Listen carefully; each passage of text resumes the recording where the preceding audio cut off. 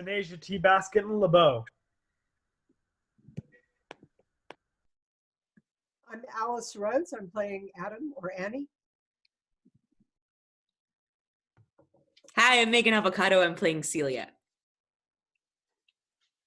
Hi, I'm Katie. I'm playing Oliver Dubois. Hi, I'm Jonathan Gonzalez. I'm playing Duke, living in exile. Hi, I'm Lydia Cash, and I'm playing Rosalind. Hi, I'm Anna Kilger. I'm playing Phoebe. Hi, I'm Nora Hahn, and I am playing Duchess Frederica.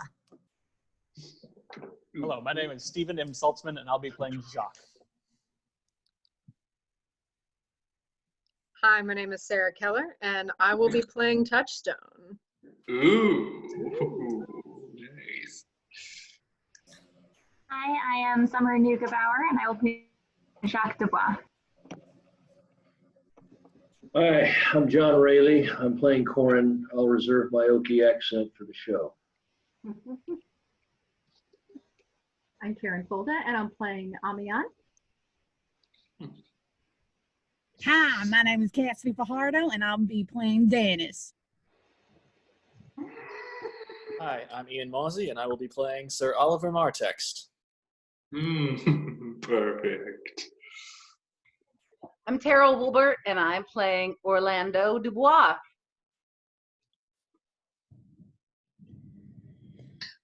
Hi, I'm Melissa Rodriguez. I'm playing Audrey. Hi, I'm Seth Ramsey. I'm playing Charles. I'm Sandra Ramsey. I'm playing Paige and Lord. Hello, I'm Andrew, and I'm playing William. Hi, I'm Christian, and I'm playing Sylvius. Hello, I'm Jeff Dorman, and I'll be playing the god Hyman. And I'm Rebecca Bernstein, and I'll be playing Lord number 2 and Page 1. All right, whenever we are ready, let us begin. Make sure you're on mute if you're not talking. Yes. I just learned how to do that yesterday. As I remember, Adam, it was upon this fashion, bequeathed me by will but poor 1,000 crowns, and as thou sayest, charged my brother on his blessing to breed me well. And there begins my sadness. My brother Jacques he keeps at school, and report speaks goldenly of his profit. For my part, he keeps me rustically at home, or to speak more properly, stays me here at home unkept. For call you that keeping for a gentleman of my birth, that differs not from the stalling of an ox? His horses are bred better, for besides that they are fair with their feeding, they are taught their manage, and to that end riders dearly hired. But I, his brother, gain nothing under him but growth, for the which his animals on his dunghills are as much bound to him as I. Besides this nothing that he so plentifully gives me, the something that nature gave me, his countenance seems to take from me. He lets me feed with his hinds, bars me the place of a brother, and as much as in him lies, minds my gentility with my education. This is it, Adam, that grieves me, and the spirit of my father, which I think is within me, begins to mutiny against this servitude. I will no longer endure it, though yet I know no wise remedy how to avoid it. Yonder comes my master, your brother. Go apart, Adam, and thou shalt hear how he will shake me up. Now, sir, what make you here? Nothing. I am not taught to make anything. What mar you then, sir? Marry, sir, I am helping you to mar that which God made, a poor, unworthy brother of yours with idleness. Marry, sir, be better employed and be not a while. Shall I keep your hogs and eat husks with them? What prodigal portion have I spent that I should come to such penury? Know you where you are, sir? Oh, sir, very well. Here in your orchard. Know you before whom, sir? Aye, better than him I am before knows me. I know you are my eldest brother, and in the gentle condition of blood, you should so know me. The courtesy of nations allows you my better, in that you are firstborn, but the same tradition takes not away my blood. Were there 20 brothers betwixt us, I have as much of my father in me as you, albeit, I confess, your coming before me is nearer to his reverence. What, boy? Come, elder brother, you are too young in this. Wilt thou lay hands on me, villain? I am no villain. I am the youngest son of Sir Roland de Bois. He was my father, and he is thrice a villain that says such a father begot villains. Wert thou not my brother, I would not take this hand from thy throat till this other had pulled thy tongue for saying so. Thou hast railed on thyself. Sweet masters, be patient. For your father's remembrance, be at accord. Let me go, I say. I will not till I please. You shall hear me. My father charged you in his will to give me good education. You have trained me like a peasant, obscuring and hiding from me all gentlemanlike qualities. The spirit of my father grows strong in me, and I will no longer endure it. Therefore, allow me such exercises as may become a gentleman, or give me the poor lottery my father left me by testament. With that, I will go buy my fortunes. And what wilt thou do? Beg when that is spent? Well, sir, get you in. I will not long be troubled with you. You shall have some part of your will. I pray you leave me. I no further offend you than becomes me for my good. Get you with him, you old dog. Is old dog my reward? Most true, I've lost my teeth in your service. God be with my old master. He would not have spoke such a word. Is it even so? Begin you to grow upon me. I will physic your rankness, and yet give no 1,000 crowns neither. Holla, Dennis! Ah, calls your worship. Was not Charles, the Duke's wrestler, here to speak with me? So please you, he is here at the door and importunes access to you. Call him in. 'Twill be a good way. And tomorrow the wrestling is.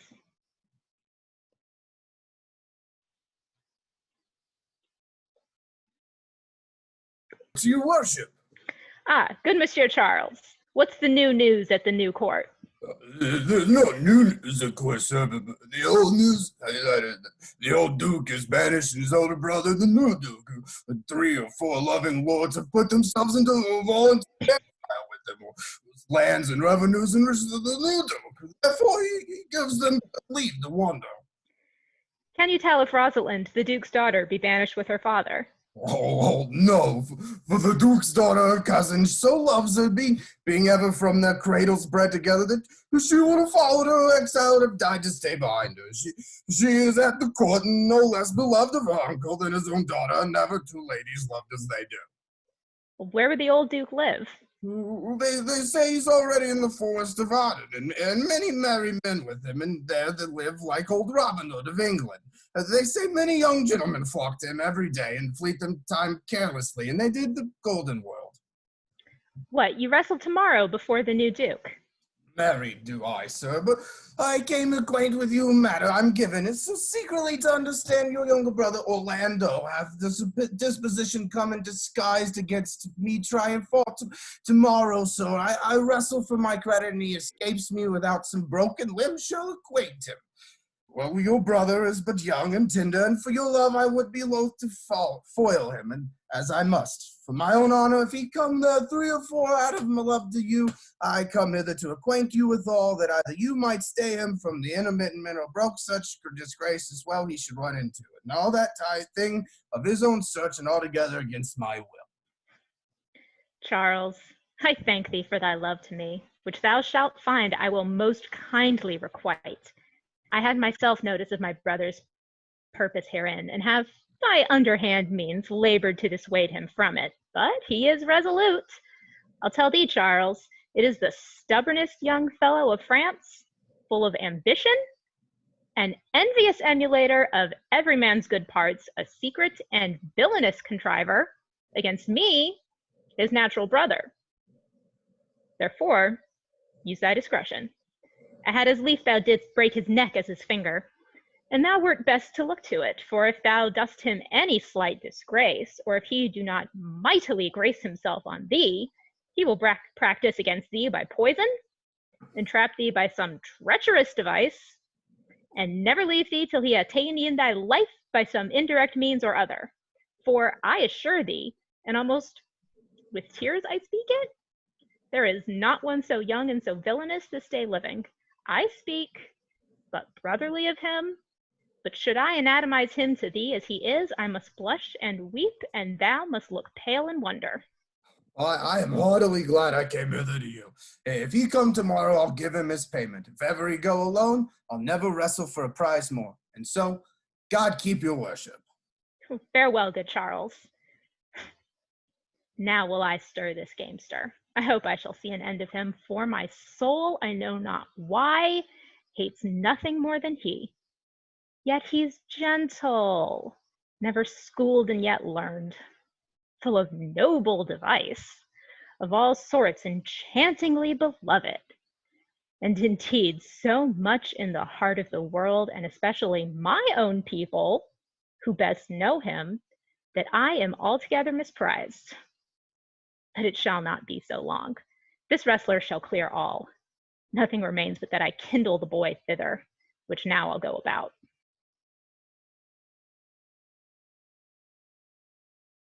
I pray thee, Rosalind, sweet my coz, be merry. Dear Cecilia, I show more mirth than I am mistress of, and would yet I were merrier. Unless you could teach me to forget a banished father, you must not learn me how to remember an extraordinary pleasure. Herein I see thou lovest me not with the full weight that I love thee.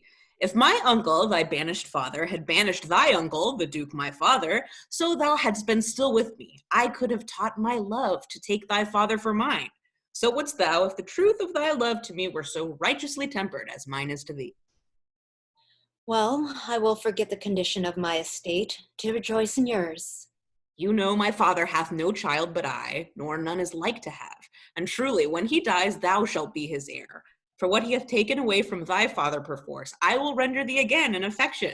By mine honor I will, and when I break that oath, let me turn monster. Therefore, my sweet Rose, my dear Rose, be merry. From henceforth I will, coz, and devise sports.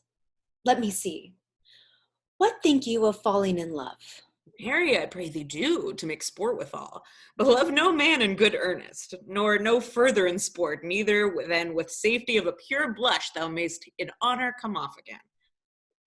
What shall be our sport then?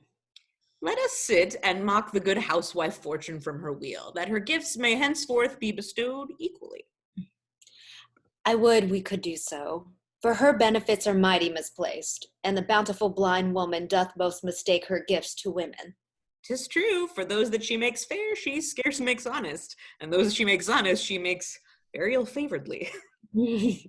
Nay, now thou goest from Fortune's office to Nature's. Fortune reigns in gifts of the world, not in the laments of nature.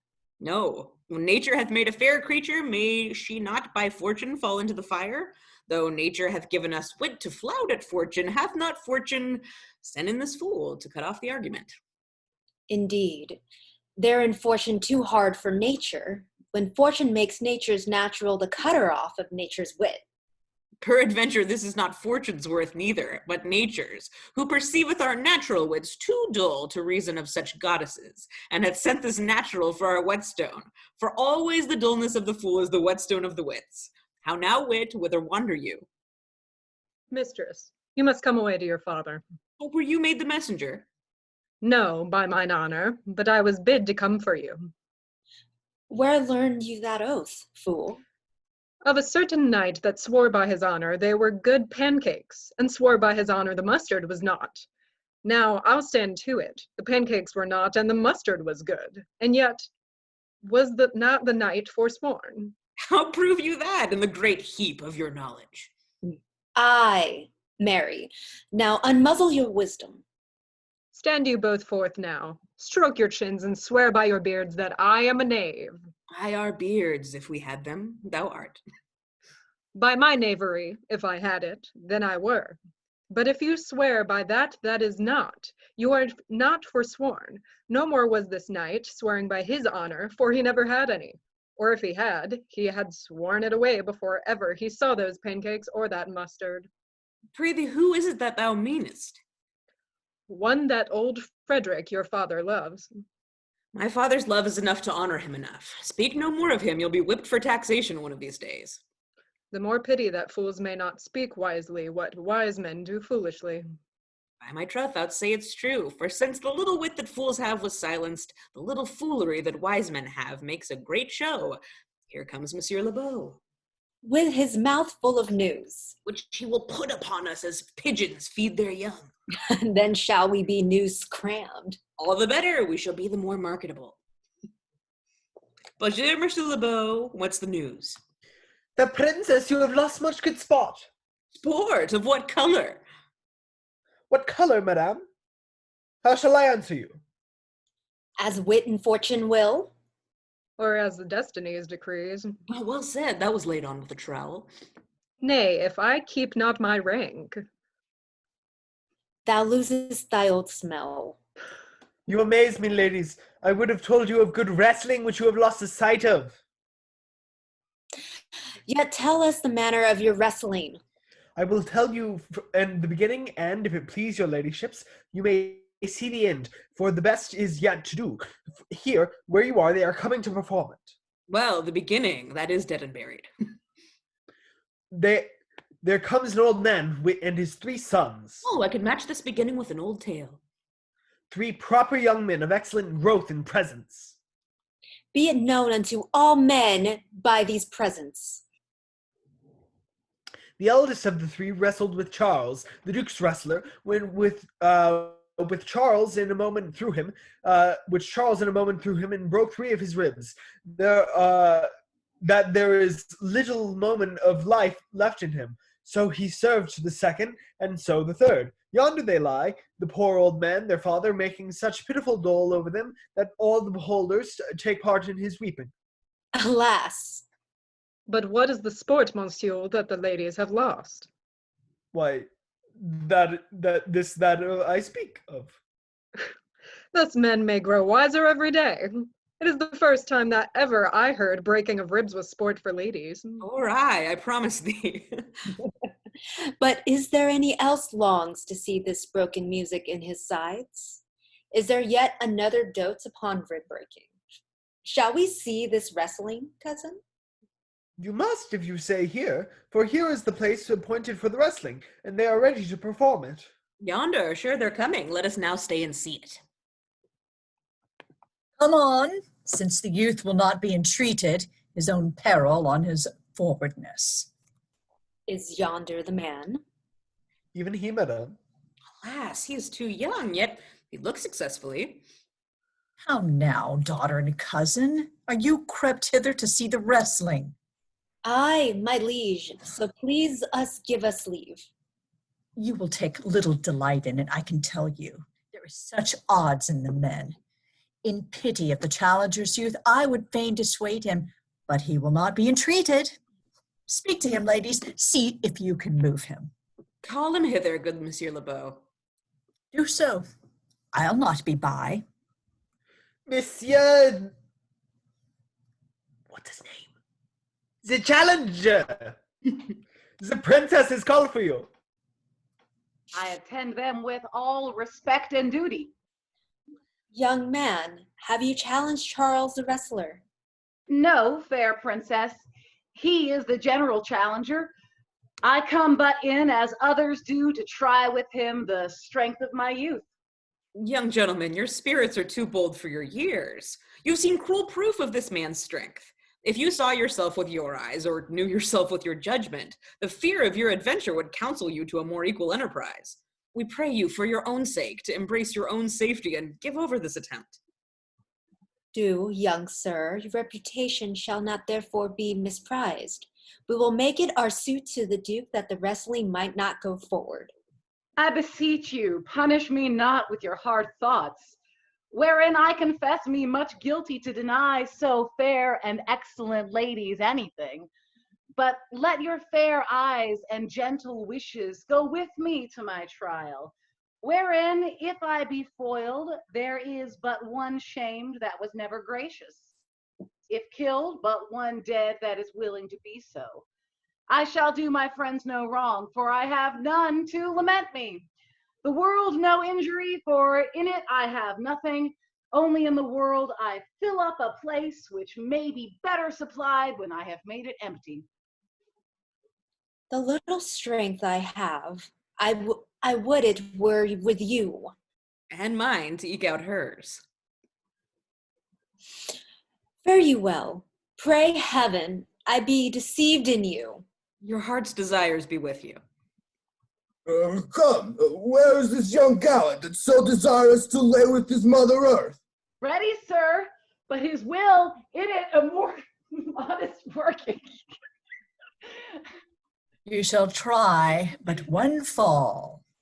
No, I warrant your grace, you shall not entreat him to a second, that have so mightily persuaded him for a first. You mean to mock me? You should have not mocked me before, but come your ways. Now, Hercules be thy speed, young man. I would I were invisible to catch the strong fellow by the leg. Oh, excellent young man. I had a thunderbolt in mine eye. I can tell who should be down. No more. No more. Yes, I beseech your grace.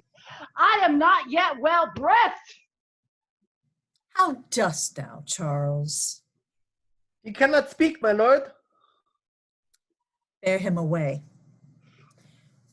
What is thy name, young man? Orlando, my liege, youngest son of Sir Roland de Bois. I would thou hadst been son to some man else. The world esteemed thy father honorable, but I did find him still mine enemy. Thou shouldst have better pleased me with this deed, hadst thou descended from another house. But fare thee well, thou art a gallant youth. I would thou hadst told me of another father. Were I my father, cuz, would I do this? I am more proud to be Sir Roland's son, his youngest son, and would not change that calling to be adopted heir to Frederick. My father loved Sir Roland as his soul, and all the world was of my father's mind. Had I known before this young man, his son, I should have given him tears unto entries, ere he should thus have ventured. Gentle cousin, let us go thank him and encourage him.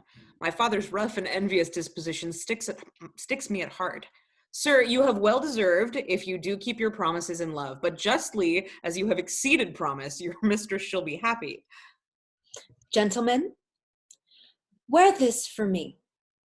One out of suits with fortune that could give me more, but that her hand lacks means. Shall we go, cuz? Aye, fare you well, fair gentlemen. Can I not say thank you?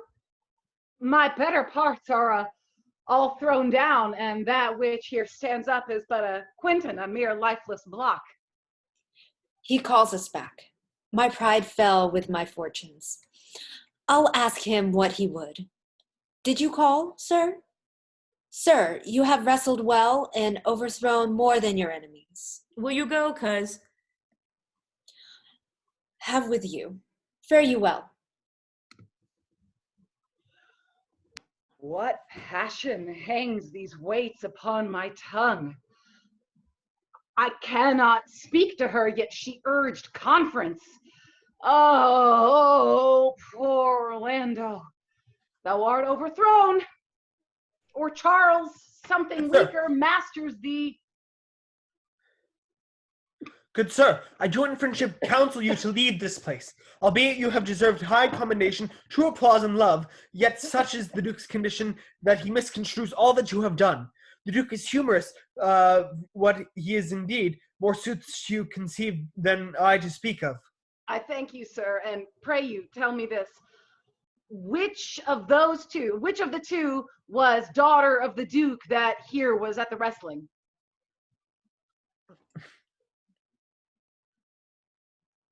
Neither his daughter, if we judge by manners, but yet indeed the lesser is his daughter. The other is daughter to the banished duke, and here detained by her usurping uncle to keep his daughter company, whose loves are dearer than the natural bond of sisters. But I can tell you that of late this duke hath taken displeasure against his gentle niece, grounded upon no other argument but then the people praise her for her virtues and pity her for the good father's sake. And, on my life, his malice against the lady will suddenly break forth. Sir, fare you well. Hereafter, in a better world than this, I shall desire more love and knowledge of you. I rest much bounden to you. Fare you well. Thus must I from the smoke into the smother, from tyrant duke until a tyrant brother. But heavenly Rosalind. My cousin! Why, Rosalind, Cupid have mercy, not a word? Not one to throw at a dog. No, thy words are too precious to be cast away upon curs. Throw some of them at me. Come, lame me with reasons. Then there were two cousins laid up when the one should be lamed with reasons and the other mad without any. But is all this for your father? No, some of it is for my child's father. How full of rears is the working day world. They are but burrs, cousin, thrown upon thee in holiday foolery. If we walk not in the trodden paths, our very petticoats will catch them. I could shake them off my coat. These burrs are in my heart. Hem them away. I would try. If I could cry him, I have him. Come, wrestle with thy affections. They take the part of a better wrestler than myself. A good wish upon you. You will try in time, despite of a fall. But turning these jests out of service, let us talk in good earnest. Is it possible, on such a sudden, you should fall into so strong a liking with old Sir Roland's youngest son? The Duke, my father, loved his father dearly. Doth it therefore ensure that you should love his son dearly? By this kind of chase I should hate him, for my father hated his father dearly, yet I hate not Orlando. No, faith, hate him not, for my sake. Why should I not? Doth he not deserve well? Let me love him for that. And do you love him because I do? Look, here comes the Duke. With his eyes full of anger. Mistress, dispatch you with your safest haste and get you from our court. Me? Uncle? You, cousin. Within these 10 days, if thou be found so near our public court as 20 miles, thou diest for it. I do beseech your grace. Let me the knowledge of my fault bear with me. If within myself I hold intelligence, or have acquaintance with my own desires, if that I do not dream or be not frantic, as I do trust I am not, then, dear uncle, never so much as in a thought unborn did I offend your highness. Thus do all traitors. If their purgation did consist in words, they are as innocent as grace itself. Let it suffice thee that I trust thee not. Yet your mistrust cannot make me a traitor. Tell me whereon the likelihood depends. Thou art thy father's daughter. There's enough. So was I when your highness took his dukedom. So was I when your highness banished him. Treason is not inherited, my lord, or if word did derive it from our friends. What's that to me? My father was not a traitor. Then, good my liege, mistake me not so much, to think my poverty is treacherous. Dear sovereign, hear me speak. Aye, Celia, we stayed her for your sake. Else she had with her father ranged along. I did not then entreat to have her stay. It was your pleasure and your own remorse. I was too young that time to value her. But now I know her. If she be a traitor, why, so am I. We still have slept together, rose at an instant, learned, played, eat together, and wheresoever we went like Juno's swans. Still we went coupled and inseparable. She is too subtle for thee, and her smoothness, her very silence, and her patience speak to the people, and they pity her. Thou art a fool. She robs thee of thy name. And thou wilt show more bright and seem more virtuous when she is gone. Then open not thy lips. Firm and irrevocable is my doom, which I have passed upon her. She is banished. Pronounce that sentence then on me, my liege. I cannot live out of her company.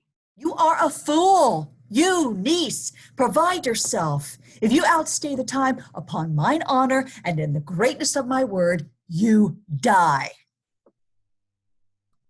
Oh, my poor Rosalind, whither wilt thou go? Wilt thou change fathers? I will give thee mine. I charge thee, be not thou more grieved than I am. I have more cause. Thou hast not, cousin. Pray thee be cheerful. Knowst thou not the Duke hath banished me, his daughter? That he hath not. No, hath not? Rosalind lacks then the love which teacheth thee that thou and I am one. Shall we be sundered? Shall we part, sweet girl? No. Let my father seek another heir. Therefore devise with me how we may fly, whither to go, and what to bear with us. And do not seek to take your charge upon you, to bear your griefs yourself and leave me out. For by this heaven now at our sorrow's pale, say what thou canst, I'll go along with thee. Why, whither shall we go? To see my uncle in the forest of Arden. Alas, what danger will it be us? Maids are we to travel forth so far? Beauty provoketh thieves sooner than gold. I'll put myself in poor and mean attire, and with a kind of umber smirch my face. The like do you, so we shall pass along, and stir never assailants. Were it not better, because I am more than a common tall, that I did suit me all points like a man? All gallant cruelt, axe upon my thigh, boar spear in my hand, and in my heart lie there with what hidden woman's fear that will have a swashling and a marital outside, as many other mannish cowards have, that do outface it with their semblances. Oh, what shall I call thee when thou art a man? I'll have no worse a name than Job's own page, and therefore what you call me Ganymede. By what will it you'd be called? Something that hath reference to my state. No longer Celia, but Aliena. But cousin, what if we aside to steal the clownish fool out of your father's court? Would he not be a comfort to our travel? He'll go along o'er the wide world with me. Leave me alone to woo him. Let's away and get our jewels and our wealth together. Devise the fittest time and the safest way to hide us from pursuit that will be made after my flight. Now go we in content to liberty and not to banishment. Now, my co-mates and Zoom-mates in exile, hath not old custom made this life more sweet than that of painted pomp? Are not these woods more free from peril than the envious court?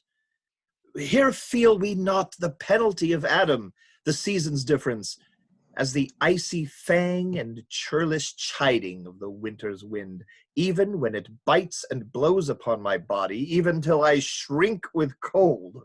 I smile and say, this is no flattery. These are counselors that feelingly persuade me what I am.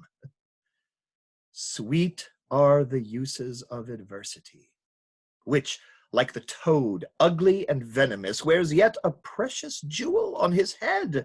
And this our life, exempt from public haunt, finds tongues in trees, books in the running brooks, sermons in stones, and good in everything. I would not change it. Happy is your grace that can translate the stubbornness of fortune into so quiet and so sweet a style. Come, shall we go and kill us some venison? And yet it irks me, the poor dappled fools, being native burghers of this desert city, should, in their own confines, with forked heads, have their round haunches gored. Indeed, my lord, the melancholy Jacques grieves at that, and in that kind swears you do more usurp than doth your brother that hath banished you.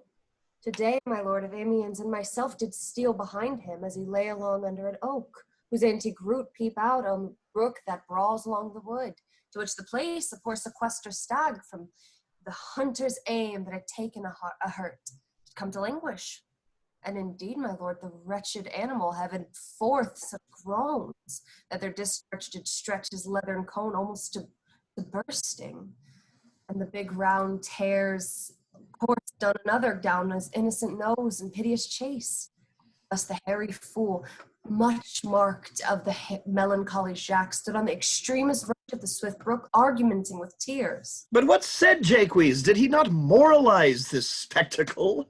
Oh yes, into 1,000 similes. For the weeping into the needless stream. Poor dear, quoth, makest a testament as worthlings do, giving thee some of more to that which hath too much, than being there alone, left abandoned of his velvet friends. 'Tis right, quoth he, thus misery doth part the flux of company. And on a careless herd full of the pasture jumps along by him and never stays to greet him. Ay, quoth Jacques, sweep on, ye fat and greasy citizens, 'tis just the fashion. Wherefore do you look upon that poor and broken bankrupt there? Though most invectively he pierceth through the body of the country, city, court, yea, and this our lives swearing that we are mere usurpers, tyrants, and what's worse, to frighten the animals and to kill them up in their assigned native dwelling place. And did you leave him in this contemplation? We did, my lord, weeping and commenting upon the sobbing deer. Oh, show me the place. I love to cope him in these sullen fits, for then he's full of matter. I'll bring you to him straight. Can it be possible that no man saw them? It cannot be.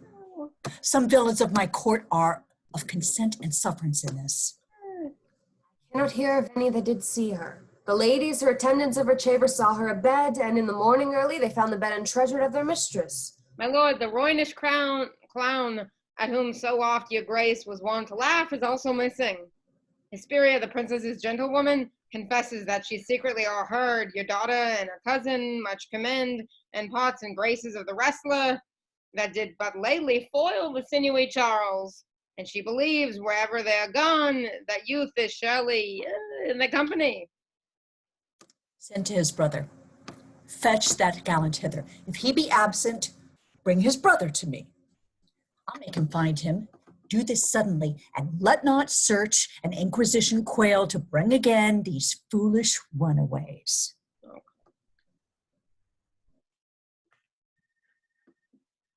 Who's there?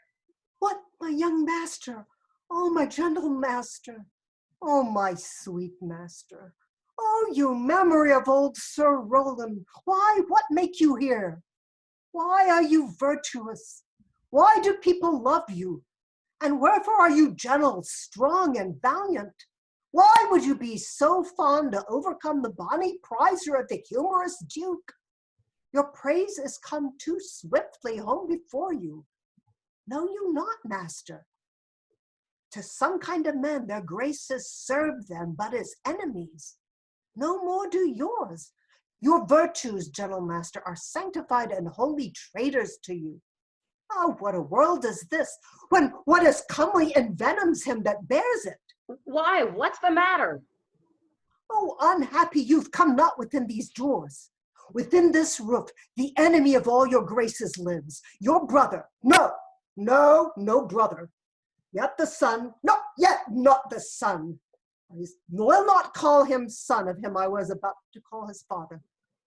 Hath heard your praises, and this night he means to burn the lodging where you used to lie, and you within it. If he fail of that, he will have other means to cut you off. I overheard him and his practices. This is no place. This house is but a butchery. Abhor it, fear it, do not enter it. Why, whither, Adam, wouldst thou have me go? No matter whither, so you come not here. What? Wouldst thou have me go and beg my food? Or with a base and boisterous sword enforce a thievish living on the common road? This I must do, or know not what to do. Yet this I will not do how I can. I rather will subject me to the malice of a diverted blood and bloody brother. No, but do not so. I have 500 crowns, the thrifty hire I saved unto your father, which I did store to be my foster nurse when service should in my old limbs lie lame and unregarded age in corners thrown. Take that. Let he that doth the ravens feed, yea, providently caters for the sparrow, be comfort to my age. Here is the gold. All this I give to you. Let me be your servant. Though I look old, yet I am strong and lusty. For in my youth I never did apply hot and rebellious liquors in my blood, nor did not with unbashful forehead woo the meanings of weakness and debility. Therefore my age is as a lusty winter, frosty but kindly. Let me go with you. I'll do the service of a younger woman in all your business and necessities. Oh, good old woman. How well in thee appears the constant service of the antique world, when service sweat for duty, not for meed. Thou art not for the fashion of these times, where none will sweat but for promotion, and having that do choke their service up even with the having. It is not so with thee. But, poor woman, thou prunest a rotten tree that cannot so much as blossom yield in lieu of all thy pains and husbandry. But come by ways, we'll go along together, and ere we have thy youthful wages spent, we'll light upon some settled low content. Master, go on, and I will follow thee to the last gasp with truth and loyalty. From 17 years till now almost 80, here lived I, but now live here no more. At 17 years many their fortunes seek, but at 80 it is too late a week. Yet fortune cannot recompense me better than to die well and not my master's debtor.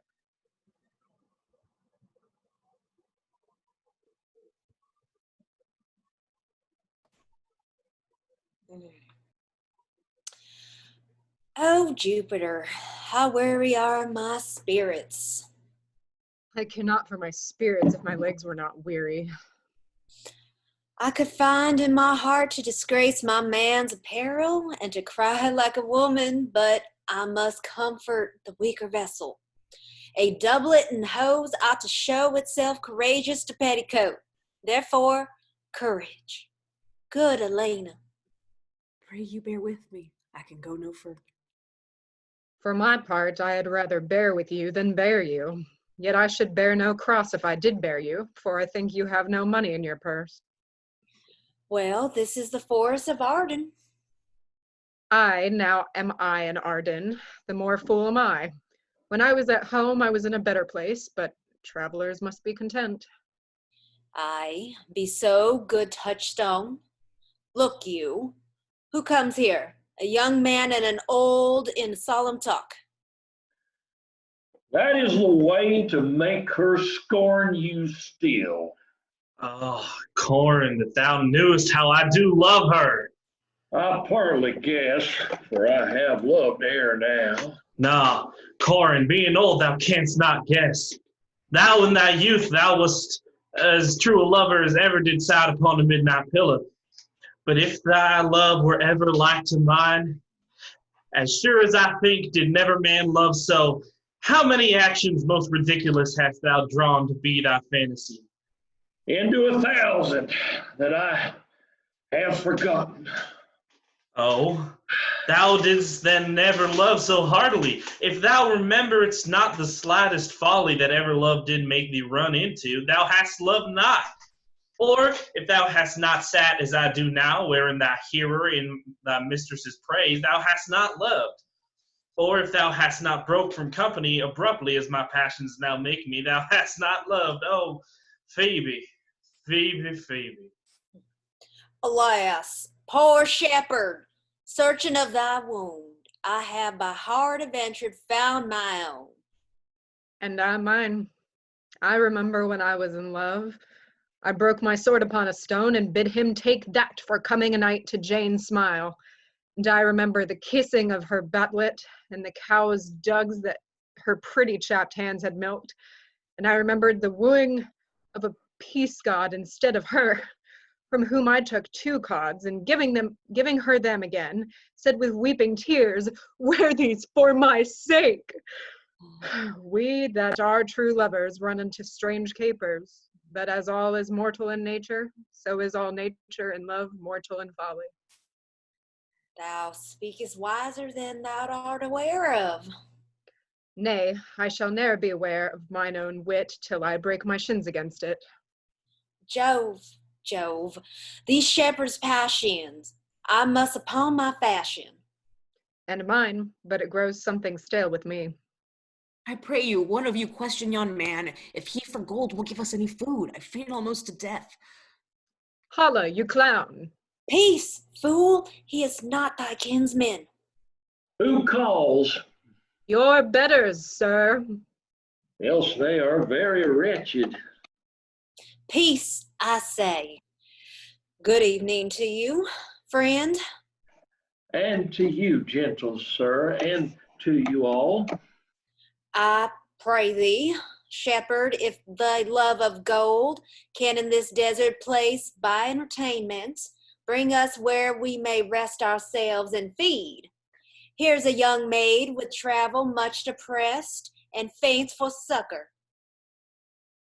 Fair sir, I pity her, and I wish, for her sake more than my own, my fortunes were more able to relieve her.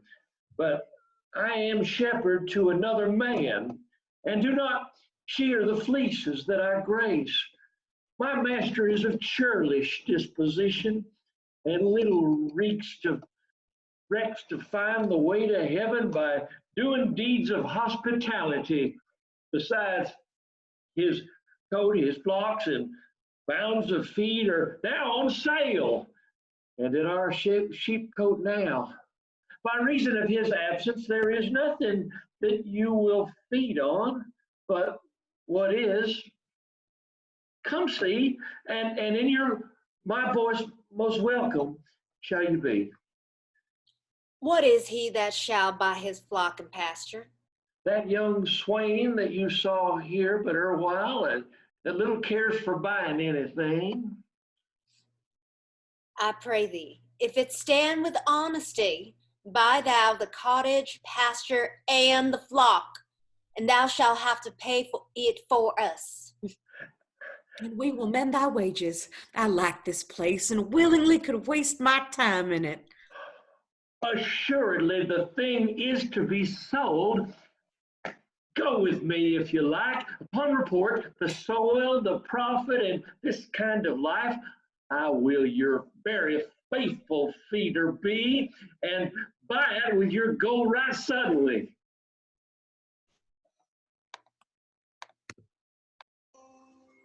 Under the greenwood tree, who loves to lie with me and turn his merry note unto the sweet bird's throat. Come hither, come hither, come hither.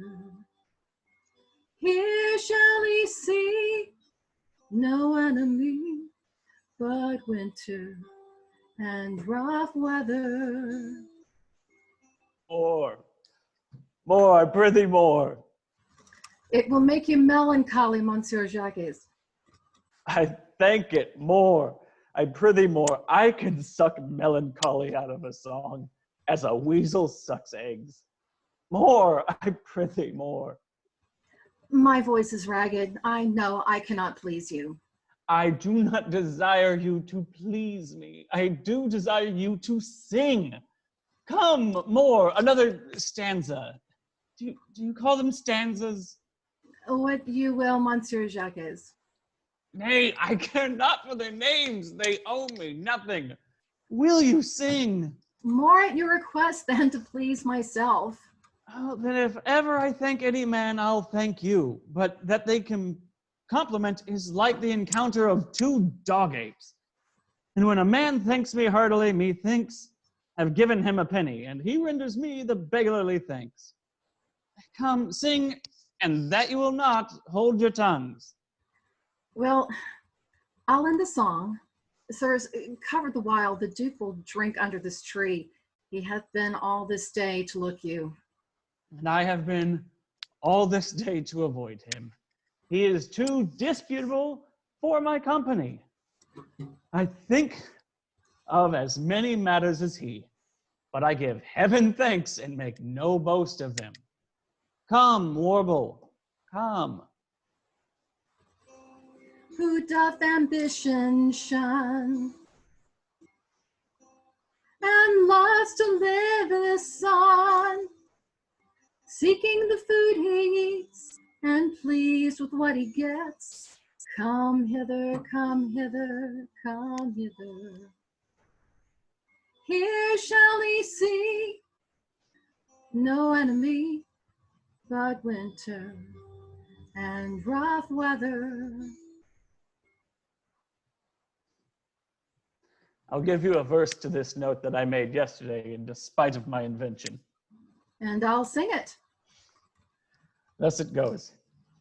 If it do come to pass that any man turn ass, leaving his wealth and ease, a stubborn will to please, duck to me, duck to me, duck to me. Here shall he see gross fools as he, and if he will come to me. What's that ductomy? 'Tis a Greek invocation to call fools into a circle. I'll go sleep if I can. If I cannot, I'll rail against the firstborn of Egypt. And I'll go seek the Duke. His banquet is prepared.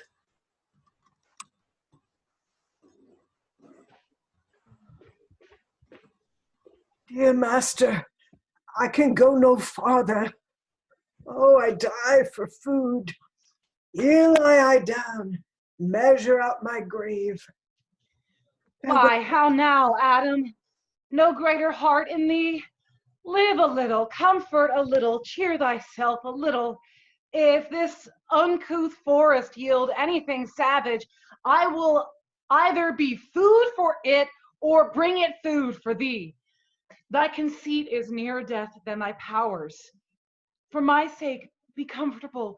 Hold death a while at the arm's end. I will be here with thee presently, and if I bring thee not something to eat, I'll give thee leave to die. But if thou diest before I come, thou art a mocker of my labor. Well said. Oh, thou look'st cheerly, and I'll be with thee quickly. Yet thou liest in the bleak air. Come, I will bear thee to some shelter, and thou shalt not die for lack of a dinner if there live anything in this desert. Cheerily, good Adam. I think he be transformed into a beast, for I can nowhere find him like a man.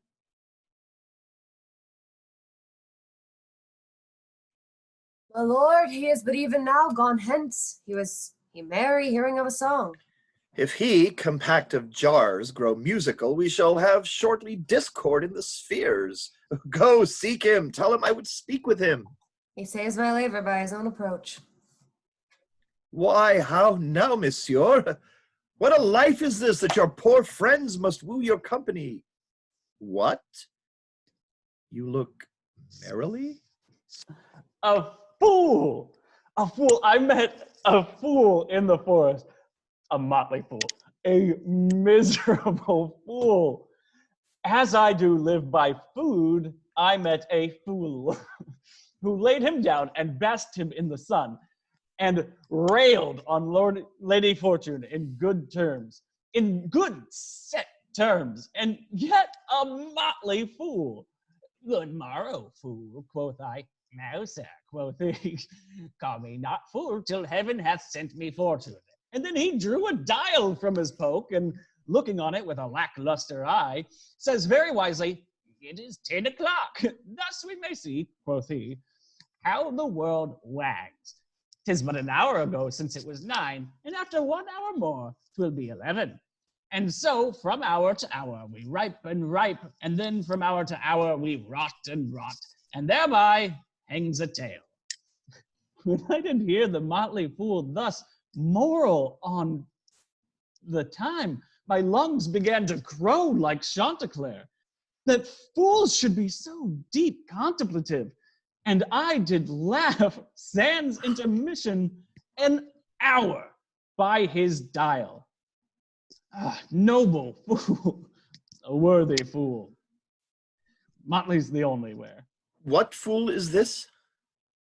Oh, worthy fool, one that hath been a courtier, and says, if ladies be but young and fair, they have the gift to know it, and in his brain, which is as dry as the remainder biscuit after a voyage, he hath strange places crammed with observation, the which he vents in mangled forms. Oh, that I were a fool.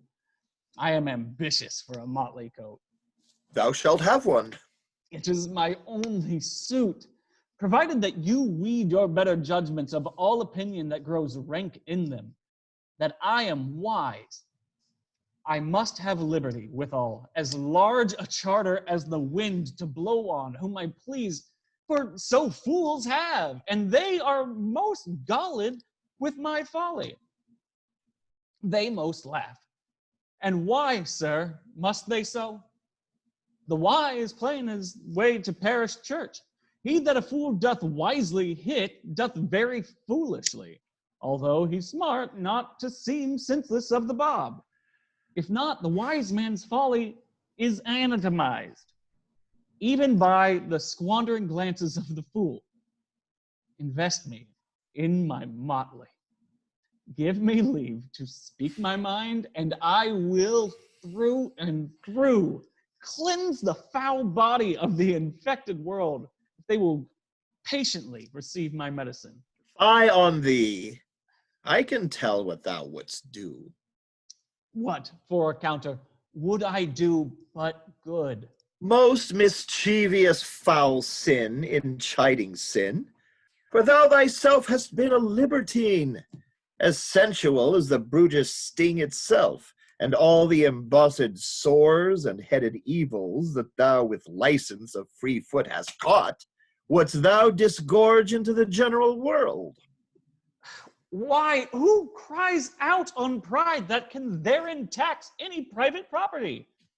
Doth it not flow as hugely as the sea, till that the weary very means do ebb? What woman in the city do I name, when that I say the city woman bears the cost of princes on unworthy shoulders?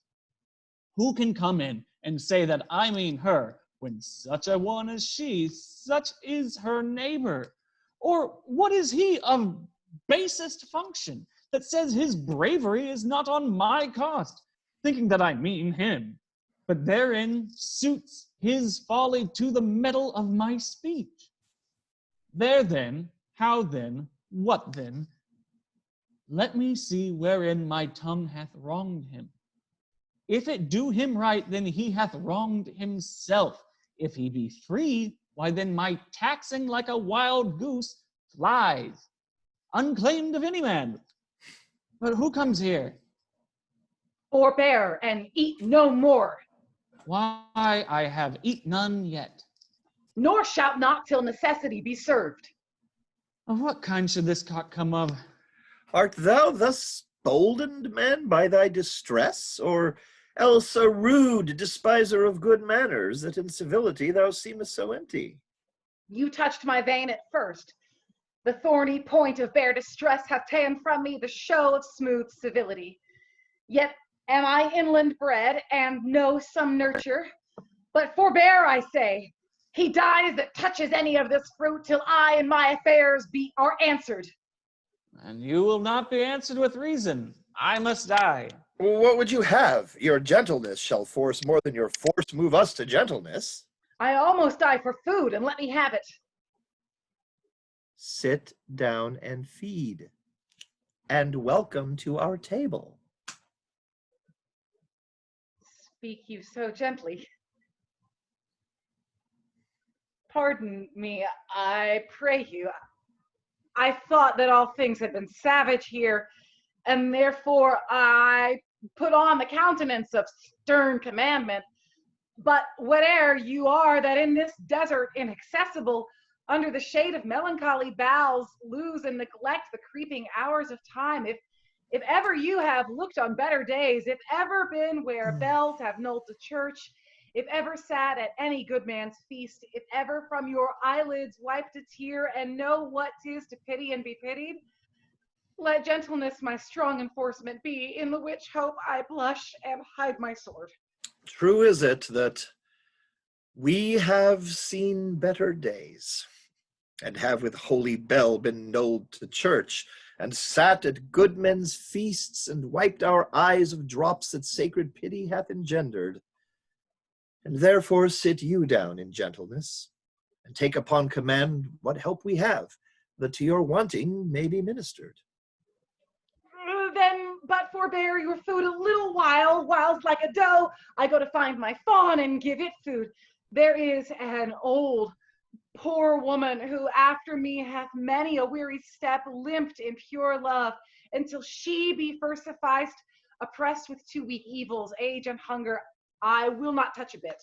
Go find him out, go find her out, and we will nothing waste until your return. I thank ye, and be blessed for your good comfort. Thou seest we are not all alone unhappy. This wide and universal theater presents more woeful pageants than the scene wherein we play in. All the world's a stage, and all the men and women merely players. They have their exits and entrances, and one man in his time plays many parts, his acts being 7 ages. At first, the infant, mewling and puking in the nurse's arms, then the whining schoolboy with his satchel and shining morning face, creeping like snail, unwillingly to school, then the lover, sighing like furnaces with a woeful ballad made to his mistress's eyebrow, then a soldier full of strange oaths, bearded like the pard, jealous in honor and sudden and quick in quarrel, seeking the bubble reputation, even in the cannon's mouth. And then the justice, in fair round belly, with good capon lined, with eyes severe and beard of formal cut, full of wise saws and modern instances, and so he plays his part. The 6th age shifts into the lean and slippered pantaloon, with spectacles on the nose and a pouch on his side, his youthful hose well saved a world too wide, for his shrunk shank and his big manly voice turning again towards childish treble pipes and whistles in his sound.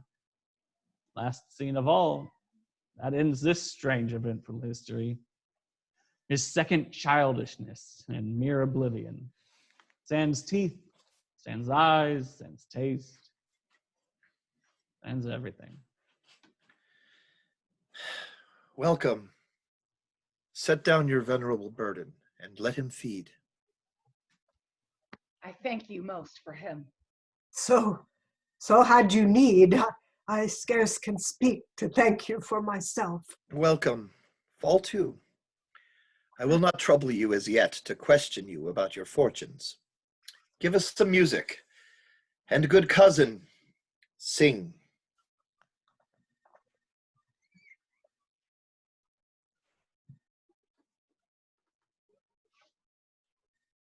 If he brilliant, I can guess. Blow the winter wind, thou art not so unkind as man's ingratitude. Thy tooth is not so keen, because thou art not seen, although thy breath be rude. Hey ho, sing hey ho, until the green holly most friendship is feigning, most loving more folly. Then hey ho the holly, this life is most jolly. Freeze, freeze, thou bitter sky, thou dost not bite so nigh.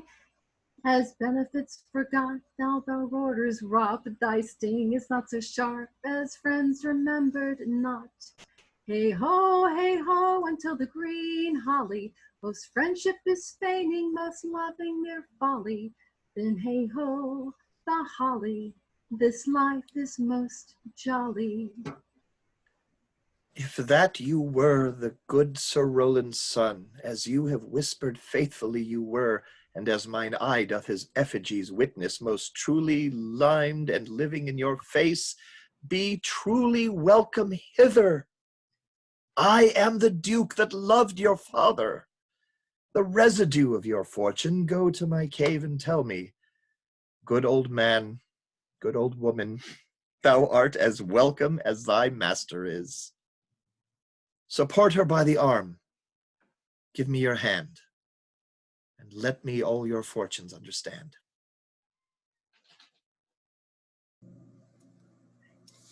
Not see him since? Sir, that cannot be. But were I not the better part made mercy, I should not seek an absent argument of my revenge, now present, but look to it. Find out thy brother, wheresoever he is. Seek him with candle, bring him dead or living within this 12th month, or turn thou no more to seek a living in our territory. Thy lands, and all things that thou dost call thine worth seizure, do we seize into our hands, till thou canst quit thee by thy brother's mouth of what we think against thee. Oh, that your highness knew my heart in this. I never loved my brother in my life. More villain thou. Well, push him out of doors, and let my officers of such a nature make an extent upon his house and lands. Do this expediently and turn him going.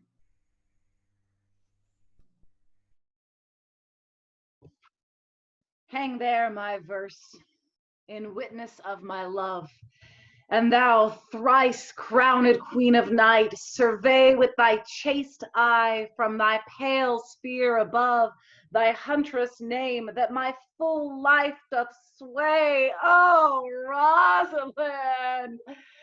Oh, these trees shall be my books, and in their barks my thoughts I'll character, that every eye which in this forest looks shall see thy virtue witnessed everywhere.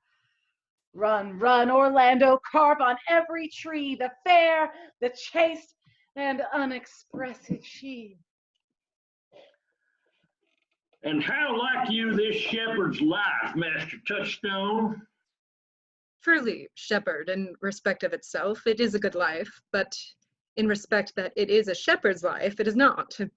In respect that it is solitary, I like it very well, but in respect that it is private, it is a very vile life. Now, in respect it is in the fields, it pleaseth me well, but in respect it is not in the court, it is tedious. As it is a spare life, look you, it fits my humor well, but as there is no more plenty in it, it goes much against my stomach. Hast any philosophy in thee, shepherd? No more than that I know that the more one sickens, the worse at ease he is, and that he that wants money, means, and content is without 3 good friends, and that the property of rain is to wet and fire to burn, that good pasture makes fat sheep, and that a great cause of the night is lack of the sun, and that he hath learned no wit by nature, nor art may complain of good breeding, nor comes of a very dull kindred. Such a one is a natural philosopher. Wast ever in court, shepherd? No, truly. Then thou art damned. Nay, I hope. Truly, thou art damned, like an ill-roasted egg, all on one side. For not being at court? Your reason? Why, if thou never wast at court, thou never sawest good manners.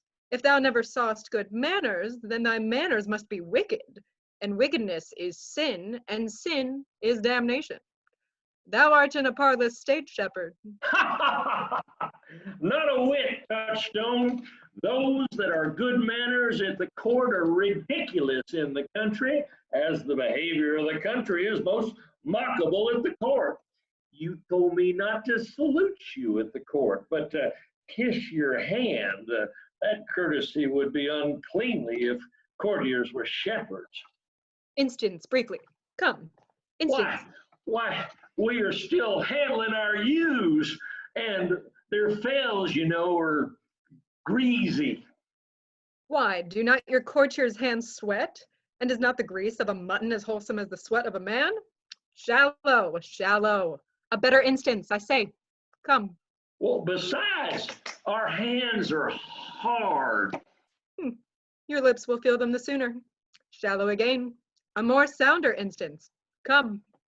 And they are often tarred over with the surgery of our sheep.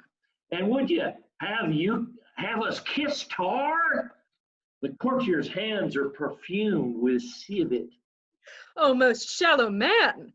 Thou worms meat in respect of a good piece of flesh indeed.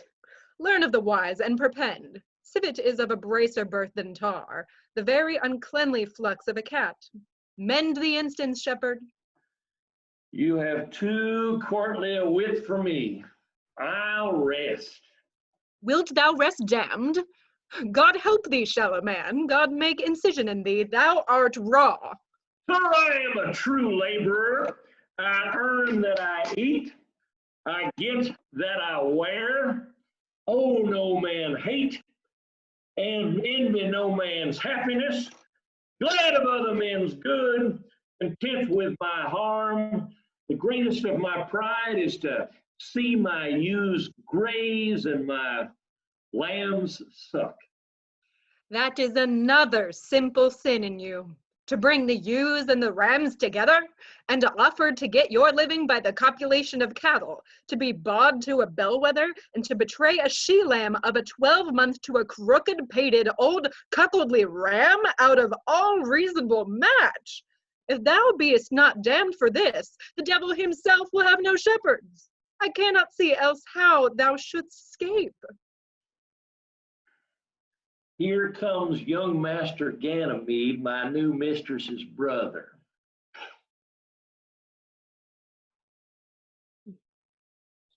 From the east to the west end, no jewel is like Rosalind, her worth being mounted on the wind. Through all the world bears Rosalind. All the pictures fairest end are but black to Rosalind. Let no face be kept in mind but the fair of Rosalind. I'll rhyme you so 8 years together, dinners and suppers and sleeping hours accepted. It is the right butter woman's rank to mark it. Out, fool. For a taste. If a heart do lack a hind, let him seek out Rosalind. If the cat will after kind, so be sure will Rosalind. Winter garments must be lined, so must slender Rosalind. They that reap must sheep and bind, then to cart with Rosalind. Sweetest nut hath sourest rind, such a nut is Rosalind. He that sweetest rose will find, must find love's prick and Rosalind. This is the very false gallop of verses. Why do you infect yourself with them? Peace, you dull fool. I found them on a tree. Truly, the tree yields bad fruit. I'll graft it with you, and then I shall graft it with a medlar. Then it will be the earliest fruit in the country, for you'll be rotten ear by your half ripe, and that's the right virtue of a medlar. You have said, but whether wisely or no, let the forest judge. Peace, here comes my sister, reading. Stand aside. Why should this a desert be? For is it unpeopled? No. Tongues I'll hang on every tree. That shall civil saying show. Some how brief the life of man runs his erring pilgrimage, that the stretching of a span buckles in his sum of age. Some have violated vows twixt the souls of friend and friend, but upon the fairest boughs, or at every sentence end, will I Rosalinda write, teaching all that read to know, the quintessence of every sprite, heavenward in little show. Therefore, heaven nature charged that one body should be filled with all graces wide enlarged, nature presently distilled. Helen's cheek, but not her heart, Cleopatra's majesty, Atalanta's better part, ooh, sad Lucretia's modesty. Thus Rosalind of many parts, by heavenly synod was devised, of many faces, eyes, and hearts, to have the touches dearest prize. Heaven would that she these gifts should have, and I to live and die her slave. O most gentle Jupiter, what tedious homily of love have you wearied your parishioners withal? And never cried, have patience, good people. How now? Back, friend, shepherd, go off a little. Go with him, Sarah. Come, shepherd, let us make an honorable retreat, though not with bag and baggage, yet with scrip and scrippage. Didst thou hear these verses? Oh, yes, I heard them all, and more too, for some of them had in them more feet than verses would bear. It's no matter, the feet might bear the verses. Aye, but the feet were lame and could not bear themselves without the verse, and therefore stood lamely in the verse. Here without wondering how thy name should be hanged and carved upon these trees? I was 7 of the 9 days out of the wonder before you came. For look here what I found on the palm tree. I was never so berhymed since Pythagoras' time that I was an Irish rat, which I can hardly remember. Show you who has done this? Is it a man? And a chain that you once wore about his neck. Change you color? I pray thee, who? Oh, Lord, Lord, it is a matter for friends to meet, but mountains may be removed with earthquakes and so encounter. Nay, but who is it? Is it possible? Nay, I pray thee now, with most petitionary vehemence, tell me who it is. Oh, wonderful, wonderful, most wonderful, wonderful, and yet again wonderful, and after that, out of all whooping. Good my complexion, dost thou think, thou I am comparison like a man? I have a doublet and a hose like my disposition. 1 inch of delay more in the South Sea of discovery. I pray thee, tell me who it is. Quickly, speak apace. I would thou couldst stammer, and thou mightest pour this concealed man out of thy mouth, as wine comes out of the narrow-mouthed bottle, either too much at once or none at all. I pray thee, take the cork out of thy mouth, and I may drink thy tidings. So you may put a man in your belly. If he's God's making, what manner of a man? Is he head worth a hat on his chin, worth a beard? He hath but a little beard. Why? God will send me more if the man will be thankful. Let me stay the growth of his beard. If thou delay me not the knowledge of his chin. It is young Orlando that tripped up the wrestler's heels and your heart both in an instant. Nay, but the devil take mocking. Speak, sad brow and true maid. Have faith, cuz, 'tis he. Orlando? Orlando. Alas the day! What shall I do with my doublet and hose? What did he when thou sawest him? What said he? How looked he? Where'd went he? What makes he here? Did he ask for me? Where remains he? How parted he with thee? And when shalt thou see him again? Answer me in one word. You must borrow me gargantua's mouth first. 'Tis a word too great for any mouth of this age's sized. To say I and not to these particulars is more than to answer in a catechism. Both doth he knew that I am in this forest, and in man's apparel. Look, he's as freshly as he did the day he wrestled. It is as easy to count atomies as to resolve the propositions of a lever. But take a taste of my finding him and relish it with good observance. I found him under a tree like a dropped acorn. It's may well called Jove's tree, when it drops forth such fruit. Give me audience, good madam. Proceed. There lay he, stretched along like a wounded knight. Thou would be pity to see such a sight. It well becomes the ground. Cry hollow to thy tongue, I prithee. It curvets unseasonably. He was furnished like a hunter.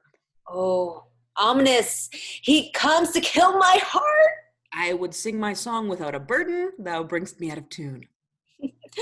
Do you not know I am a woman? When I think, I must speak.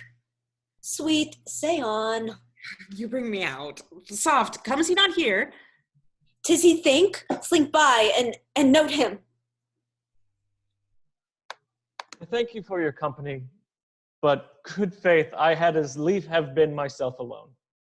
And so had I, but yet for fashion's sake, I thank you too for your society. God by you. Let's meet as little as we can. I do desire we may be better strangers. I pray you, mar no more trees with writing love songs in their barks. I pray you mar no more of my verses with reading them ill-favoredly. Rosalind is your love's name? Yes, just. I do not like her name. There was no thought of pleasing you when she was christened. What stature is she of? Just as high as my heart. You are full of pretty answers. Have you not been acquainted with goldsmiths' wives and conned them out of rings? Not so. But I answer you, right painted cloth, from whence you have studied your questions. You have a nimble wit. I think 'twas made of Atlanta's heels. Will you sit down with me? And we too will rail against our mistresses, the world, and all our misery. I will chide no breather in the world but myself, against whom I know most faults. The worst fault you have is to be in love. 'Tis a fault I will not change for your best virtue. I'm aweary of you. By my troth, I was seeking for a fool when I found you. He is drowned in the brook. Look but in, and you shall see him. There I shall see mine own figure. Which I take to be either a fool or a cipher. I'll tarry no longer with you. Farewell, Signor Live. I am glad of your departure. Adieu, good Monsieur Melancholy.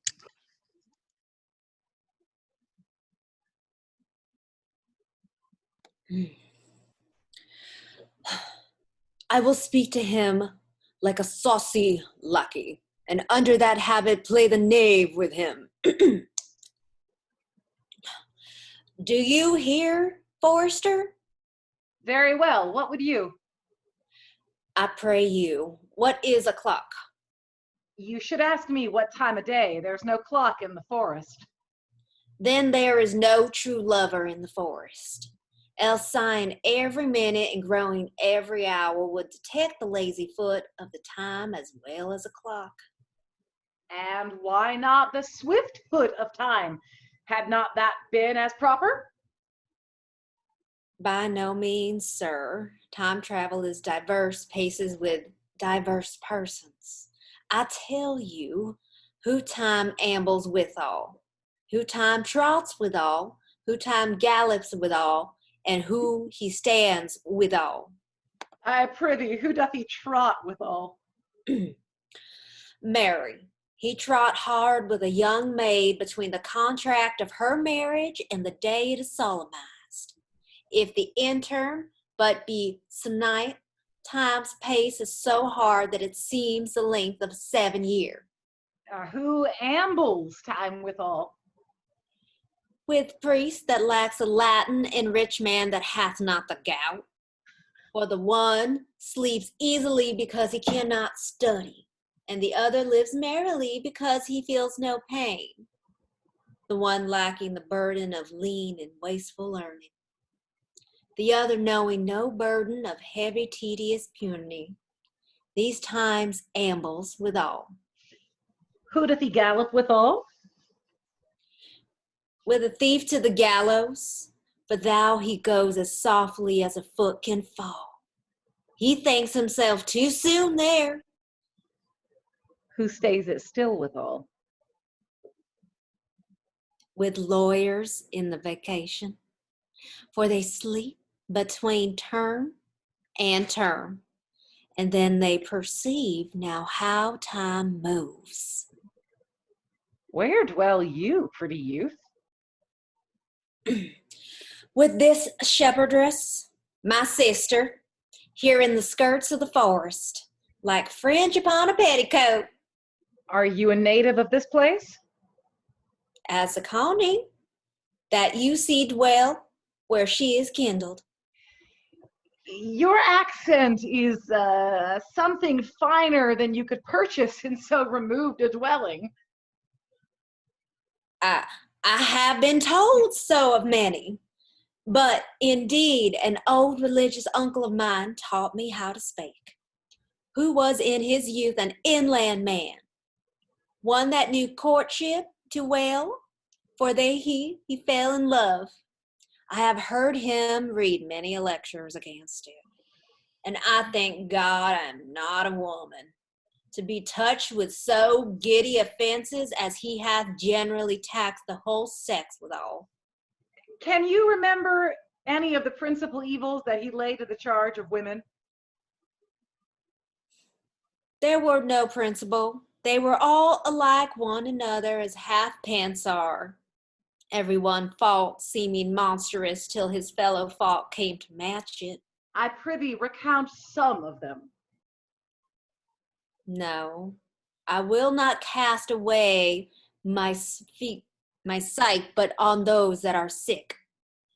There is a man haunts the forest that abuses our young plants with carving. Rosalind. On their barks hangs odes upon hawthorns and elegies and brambles. All, forsooth, define the name of Rosalind. If I could meet that fancy monger, I'd give him some good counsel, for he seems to have the quandrum of love upon him. I am he that is so love-shaked. I pray you tell me your remedy. There is none of my uncle's marks upon you. He taught me how to know a man in love, in which cage of rushes I am sure you are not a prisoner. What were his marks? A lean cheek, which you have not, a blue eye and sunken, which you have not, an unquestionable spirit, which you have not, a bearded neglected, which you have not. But I pardon you for that, for simply your having in beard is younger brother's revenue.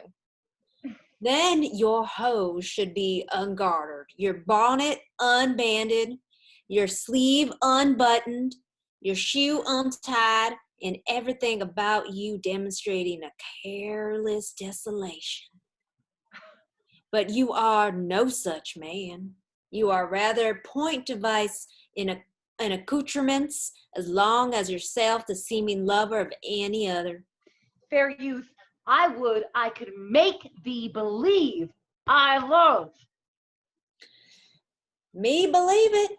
You may as soon make her that you love believe it, which I warrant she is apter to do the confess she does. That is one of the points in which women still give the lie to their consciousness. But in good sooth are you he that hangs the verses on the trees, wherein Rosalind so admired? I swear to the youth By the white hand of Rosalind, I am that he, that unfortunate he. But you so much in love as your rhymes speak? Neither rhyme nor reason can express how much. Love is merely a madness, and I tell you, deserves as well as a dark horse and a whip and a madam do. And the reason why they are not so punished and cured is that the lunacy is so ordinary that the whippers on in love too. Yet I profess curing it by counsel. Did you ever cure any so? Yes, one, and in this manner. He was to imagine me his love, his mistress, and I set him every day to woo me, at which time would I, being but a moonish youth, grieve, be effeminate, changeable, longing, liking, proud, fantastical, apish, shallow, inconstant, fears of tears, full of smiles, for every passion something, for no passion truly anything, as boys and women are for the most part cattle of this color. Would now like him, now loathe him, then entertain him, then forswear him, no weep for him, then spit at him, that I drave my suitor from his mad humor of love to the living humor of madness, which was to forswear the full stream of the word and to live as a nook merely monastic. And thus I cured him. And this way will I take upon me to wash your livelier as clean as a sound sheep's heart, that there shall not be one spot of love in it. I would not be cured, youth. I would cure you, if you would but call me Rosalind, and call every day to my cot to woo me. Now, by the faith of my love, I will. Tell me where it is. Go with me to it, and I will show it to you. And by that way, you shall tell me where in the forest you live. Will you go? With all my heart, good youth. Nay, you must call me Rosalind. Come, sister, will you go? Ready. Come apace, good Audrey. I will fetch up your goats, Audrey. And how, Audrey? Am I the man yet? Doth my simple feature content you? Your features? Lord warrant us, what features? I am here with thee and thy goats, as the most capricious poet, honest Ovid, was amongst the Goths. Oh, knowledge ill inhabited, worse than Jove in a thatched house. When a man's verses cannot be understood, nor a man's good wit seconded with the forward child understanding, it strikes a man more dead than a great reckoning in a little room. Truly, I would the gods had made thee poetical. I do not know what poetical is. Is it honest in deed and word? Is it a true thing? No, truly, for the truest poetry is the most feigning, and lovers are given to poetry. And what they swear in poetry may be said, as lovers they do feign. Do you wish then that the gods had made me poetical? I do, truly, for thou swearest to me thou art honest. Now, if thou wert a poet, I might have some hope thou didst feign. Would you not have me honest? No, truly, unless thou wert hard-favored, for honesty coupled to beauty is to have honey a sauce to sugar. A material fool. Well, I am not fair, and therefore I pray the gods make me honest. Truly, and to cast away honesty upon a foul slut were to put good meat into an unclean dish. I am not a slut, though I thank the gods I am foul. Well, praised be the gods for thy foulness. Sluttishness may come hereafter, but be it as it may be, I will marry thee. And to that end I have been with Sir Oliver Martext, the vicar of the next village, who hath promised to meet me in this place of the forest and to couple us. I would fain see this meeting. Will the gods give us joy? Amen.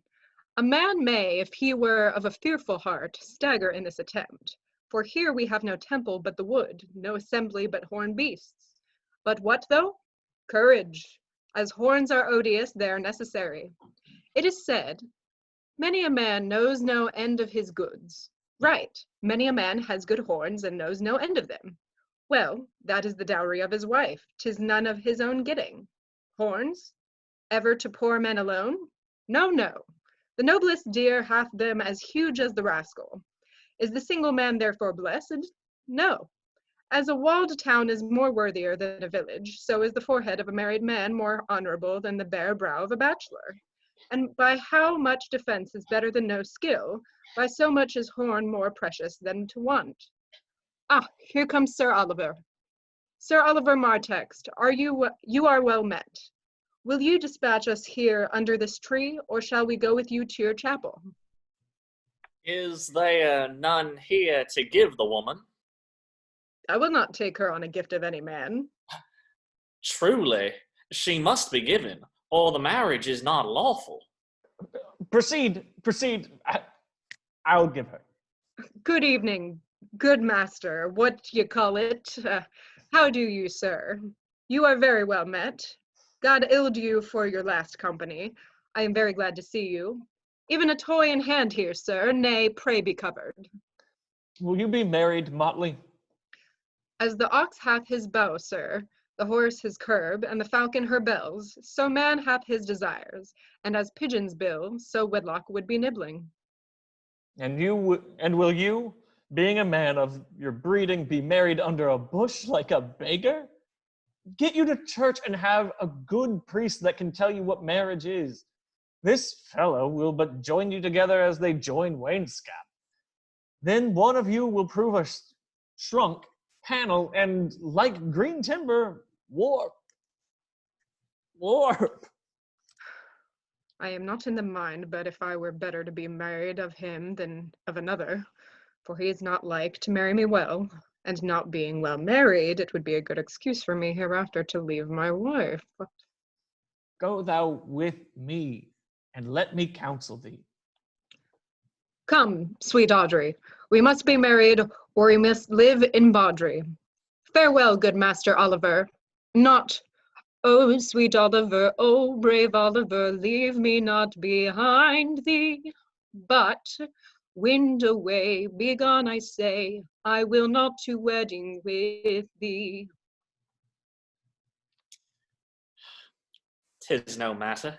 Ne'er a fantastical knave of them all shall flout me out of my calling.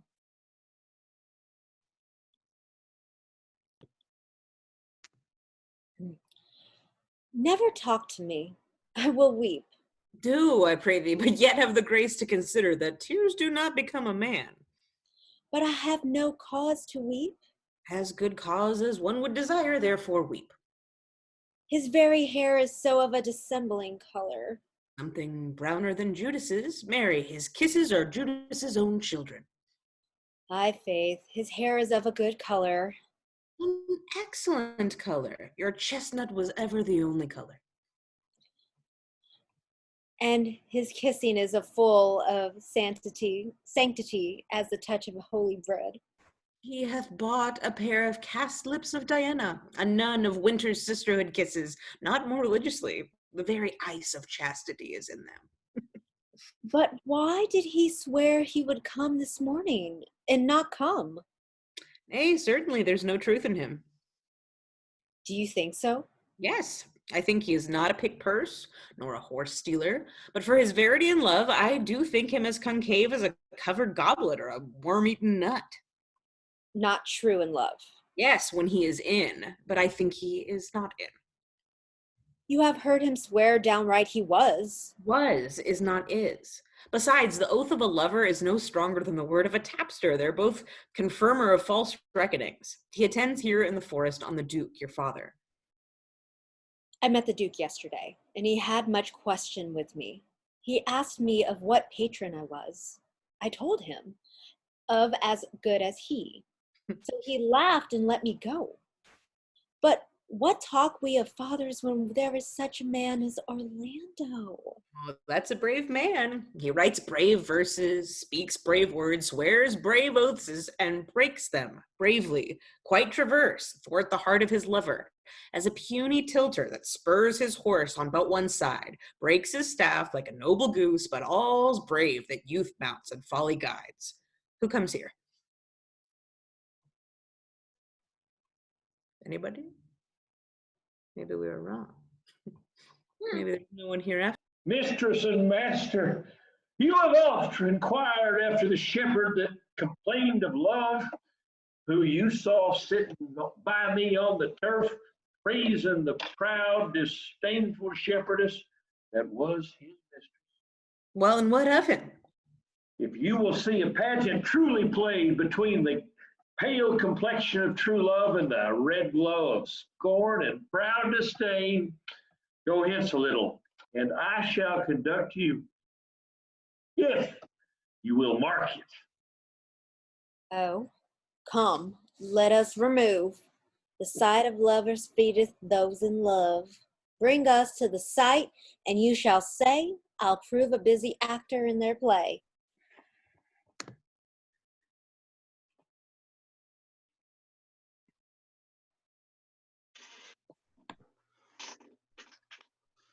Sweet Phoebe, do not scorn me.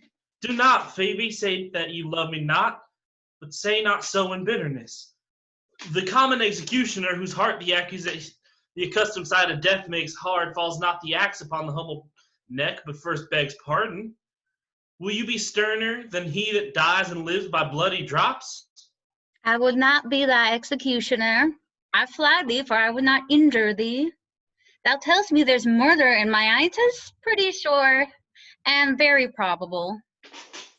That eyes that are the frailest and softest things, who shut their coward gates on automies, should be called tyrants, butchers, murderers? Now I do frown on thee with all my heart. And if my eyes can wound, now let them kill thee. Now counterfeit to swoon, why now fall down? Or if thou canst not, oh, for shame, lie not to say mine eyes are murderers. Now show me the wound mine eyes have made in thee. Scratch it, but with a pin, and there remains some scar of it. Lean upon a rush, the cicatrice, and capable and pressure. Thy palm some moment keeps, but now in my eyes, which I have darted at thee, hurt not. Now am I sure that there's not force in eyes that can do hurt. Oh, dear Phoebe, if ever, as that ever may be near, you meet in some fresh check the power of fancy, then shall you know the wounds invisible that love's keen arrows make. But till that time, come not thou near me, and when that time comes, afflict me with thy mocks, pity me not, as till that time I shall pity thee. And why, I pray you, who might be your mother, that you exalt all at once, over the wretched, what thou have no beauty. What thou have no beauty, over the wretched, as by my faith I see no more in you than without a candle might go dark to bed. Must you be therefore proud and pitiless? Why? What means this? Why do you look on me? I see no more in you than in the ordinary of nature's sail work. Oh, it's my little life. I think she means to tangle my eyes too. No, faith, proud mistress, hope no after it. 'Tis not your inky brows, your black silk hair, your bulge eyes, nor your cheek of cream, that can attain my spirits to your worship. You foolish shepherd, wherefore do you follow her? Like foggy south, puffing with wind and rain? You are 1,000 times a properer man than she is a woman. 'Tis such a fool's as you make the world full of ill-favored children. 'Tis not her glass, but you, that flatters her, and out of you she sees herself more proper than any of her lineaments can she show. But, mistress, know yourself, down on your knees, and thank heaven, fasting for a good man's love. For I must tell you friendly in your ear, sell when you can, you are not for all markets. Cry the man mercy, love him, take his offer, foul his most foul, being foul to be a scoffer. So take her to thee, shepherd. Farewell. Sweet youth, I pray you chide a year together. I'd rather hear you chide than this man woo. He's fallen in love with your foolishness, and she'll fall in love with my anger. It'll be so. At fast as she answers thee with frowning looks, I'll sauce her with these bitter words. Why, look you so upon me? For no ill will I bear you. I pray you do not fall in love with me, for I am falser than vows made in wine. Besides, I like you not. If you will know my house, 'tis at the tuffet of olives, here hard by. Will you go, sister? Shepherd ply her hand.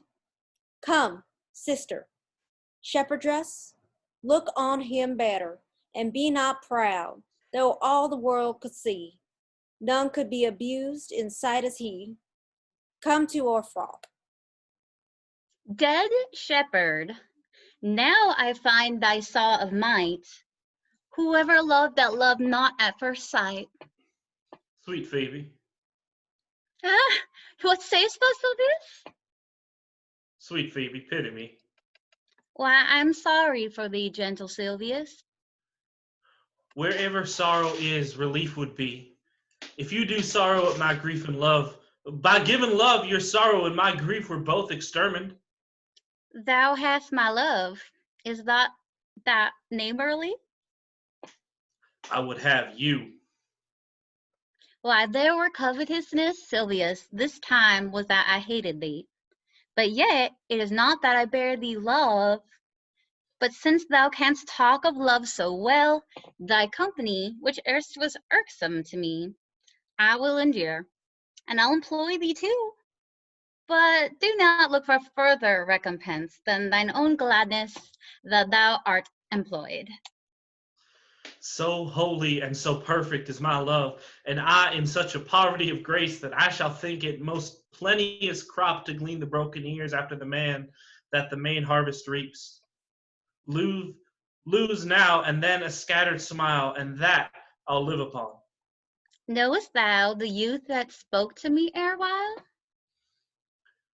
Not very well, but I have met him oft, and he hath brought the cottage and the bounds that the old Carlet once was master of. Think not that I love him, though I ask for him. 'Tis but a peevish boy, yet he talks well. But what care I for words? Yet words do well when he that speaks them pleases those that hear. It's a pretty youth, not very pretty, but sure. He's proud, and yet his pride becomes him. He'll make a proper man. The best thing in him is his complexion, and faster than his tongue did make offense, his eye did heal it up. He's not yet very tall, yet for his years he's tall. His leg is but so-so, and yet 'tis well. There was a pretty redness in his lip, a little riper and more lusty red. Then the mixed in his cheeks was just the difference betwixt the constant red and mingled damask. There be some women, Sylvius, had they marked him in parcels as I did, would have gone near to fall in love with him, but for my part I love him not, nor hate him not, and yet I have more cause to hate him now than to love him. But what had he to do to chide me? He said mine eyes were black, And my hair black? And now I'm remembered, scorned of me. I marvel why I answered not again. But then there's all one. Omittance is no quittance. I'll write him a very taunting letter. And thou shalt bear it, wilt thou, Silvius? Phoebe, with all my heart. I'll write it straight. The matter's in my heart, and in my heart I will be bitter with him and passing short. Go with me, Silvius.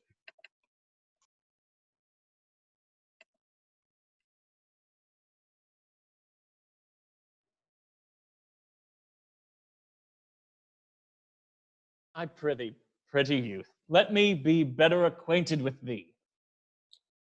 They say you are a melancholy fellow. I am. So, I do love it better than laughing.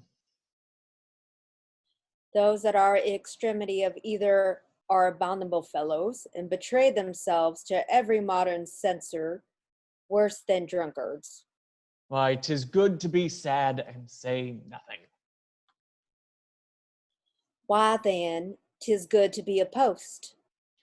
I have neither the scholar's melancholy, which is emulation, nor the musician's, which is fantastical, nor the courtier's, which is proud, nor the soldier's, which is ambitious, nor the lawyer's, which is politic, nor the lady's, which is nice, nor the lover's, which is all of these. But it is a melancholy of mine own, compounded on many simples, extracted from many objects, and indeed the sundry contemplation of my travels, in which my often rumination wraps me in most humorous sadness. A traveler. By my faith, you have great reason to be sad. I fear you have sold your own lands to see others' men's. Then to have seen much to have, nothing is to have rich eyes and poor hands. Yes, I have gained my experience. And your experience makes you sad. I had rather have a fool to make me merry than experience to make me sad, and to travel for it too.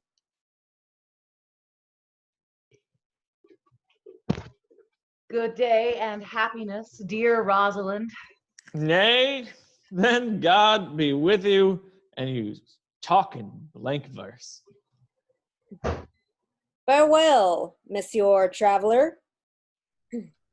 Look, you lisp and wear strange suits, disable all the benefits of your own country, be out of love with your nativity, and almost chid God for making you the continents you are. Or I will scarce think you have a swam in the gondola. Why, how now, Orlando? Where have you been all this time? You are a lover. Are you serve me such another trick? Never come in my sight more. My fair Rosalind, I come within an hour of my promise. Break an hour's promise in love, he that will divide a minute into 1,000 parts, and break but a part of the 1,000th part of a minute in the affairs of love. It may be said of him that Cupid hath clapped him on the shoulder, but I'll warrant him whole heart. Pardon me, dear Rosalind. Nay, or you be so tardy. Come no more in my sight. I had as a leaf be wooed of a snail. Of a snail? Aye, of a snail. For thou he comes slowly. He carries his house on his head, a better jointure, I think, than you make a woman. Besides, he brings his destiny with him. What's that? Why, horns, with such you are afraid to be beholding to your wives for. But he comes, armed with his fortune, and prevents the slander of his wife. Virtue is no hornmaker, and my Rosalind is virtuous. And am I your Rosalind? It pleases him to call you so, but he hath a Rosalind of a better leer than you. Come, woo me, woo me. But now I am in holiday humor, and like enough to consent. What would you say to me now? Were you very, very, Rosalind? I would kiss before I spoke. Nay, you were better speak first, and when we're gravelled for the lack of matter, you might take occasion to kiss. Very good orators. When they are out, they will spit, and for love is lacking, God warns us. Matter, the cleanest shift is to a kiss. How if the kiss be denied? Then she puts you to a treachery, and then begins new matter. Who could be out being before his beloved mistress? Mary, that should you, if I were your mistress, or I think my honest rancor that my wit. What of my suit? Not out of your apparel, and yet out of your suit. I am not your Rosalind. I take some joy to say you are, because I would be talking of her. Well, in her person, I will say I will not have you. Then in mine own person I die. No, faith, die by attorney. The poor world is almost 6,000 years old, and in all this time there was not any man died of his own person. Vendela sight in a love cause. Trowlis had his brains dashed out with a Grecian club, yet he did what he could to die before. And he is one of the patterns of love. Leander, he would have lived many a fair year, though hero had turned none, if it had not been for a hot midsummer night. For good youth, he went but forth to wash him in the Hellespont, and began taken with cramp, was drowned, and the foolish chronicles of that age was found was heroes of Sestros. But they are all lies. Men have died from time to time, and worms have eaten them, but not for love. I would not have my right Rosalind of this mind, for I protest her frown might kill me. By this hand, if will not kill a fly. But come, now I will be your Rosalind in a more coming on disposition. And ask me what you will, I grant you. Then love me, Rosalind. Yes, faith will I, Fridays and Saturdays and all.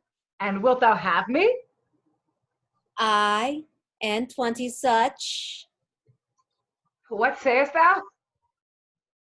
Are you not good? I hope so. Well then, come on, desire too much of a good thing. Come, sister, you shall be the priest and marry us. Give me your hand. Orlando, what do you say, sister? Pray thee, marry us. I cannot say the words. You must begin. Will you, Orlando? Will you, Orlando, have to wife this Rosalind? I will. Aye, but when? Why, now, as fast as she can marry us. Then you must say, I take thee, Rosalind, for wife. I take thee, Rosalind, for wife. I might ask you for your commission, but I do take thee, Orlando, for my husband. There's a girl goes before the priest, and certainly a woman's thought runs before her actions. So do all thoughts, they are winged. Now, tell me how long you would have her after you have possessed her. Forever and a day. Say a day without the ever. No, Orlando. Men are April when they woo, December when they wed. Maids are May when they are maids, but the sky changes when they are wives. I will be more jealous of thee than a Barbary cock pigeon over his hen, more clamorous than a parrot again rain, more newfangled than an ape, more giddy in my desires than a monkey. I will weep for nothing, like Diana in the fountain, and I will do that when you are disposed to be married. I will laugh like a hind, and then that thou are inclined to sleep. But will my Rosalind do so? By my life, she will do as I do. Oh. But she's wise. Or else she could not have the wit to do this. The wiser, the waywarder. Make the doors open, a woman's wit, and it will out at the casement. Shut that, and it will out at the keyhole. Stop that, 'twill fly with the smoke out the chimney. A man that had a wife with such a wit, he might say, "Wit, whither wilt?" Nay, you might keep that check for it till you meet your wife's wit going to your neighbor's bed. And what wit could wit have to excuse that? Marry to say, she came to seek you there. You shall never take her without her answer unless you take her without her tongue. Oh, that woman that cannot make her fault with her husband's occasion. Let her never nurse her child herself, for she will breed it like a fool. For these 2 hours, Rosalind, I will leave thee. Alas, dear love, I cannot lack thee 2 hours. I must attend the Duke at dinner. By 2 o'clock, I will be with thee again. Go your ways, go your ways. I knew what you would prove. My friends told me as much. And I thought no less. That flattering tongue of yours won me. 'Tis but one cast away, and so, come death. 2 o'clock is your hour? Aye, sweet Rosalind. By my troth and in good earnest, and so good mend me, and by all pretty oaths that are not dangerous, if you break one jot of your promise, or come 1 minute behind your hour, I will thank you the most pathetical break promise, and the most hollow lover, and the most unworthy of her you call Rosalind. That may be chosen out of your gross band of unfaithful.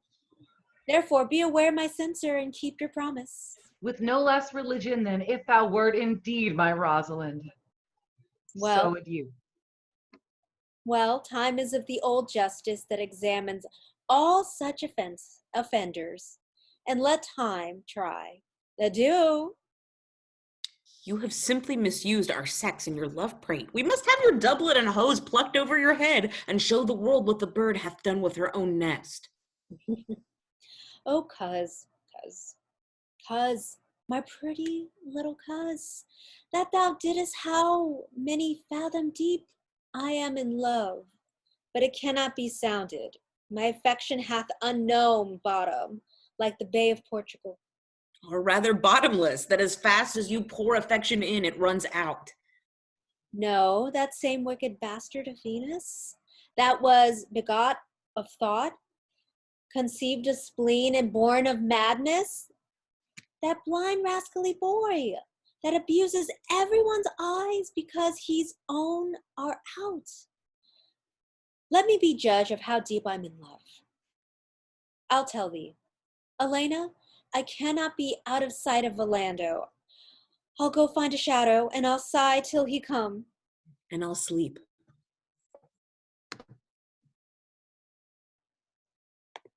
Which is he that killed the deer?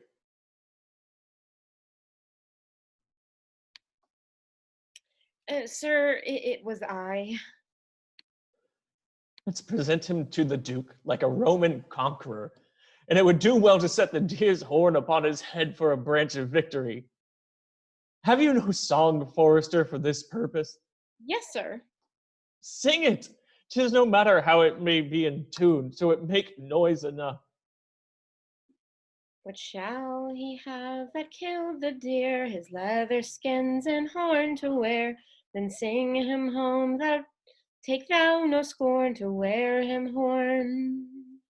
It was a crest ere thou wast born, thy father's father wore it, and thy father bore it. The horn, the lusty horn, is not a thing to laugh and scorn.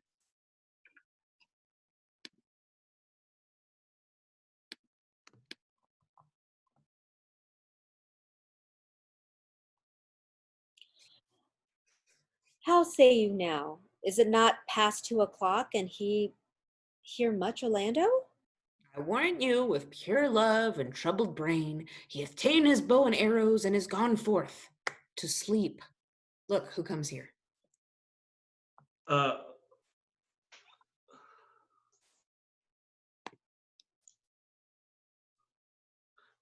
my errand is to you, fair youth.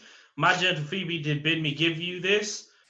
I know not the contents, but as I guess by the stern brow and waspish action when she did use, as she was writing of it, it bears an angry tenor. Pardon me, I am but a guiltless messenger. Patience herself would startle at this letter, and I play the swaggerer, bear this, bear all.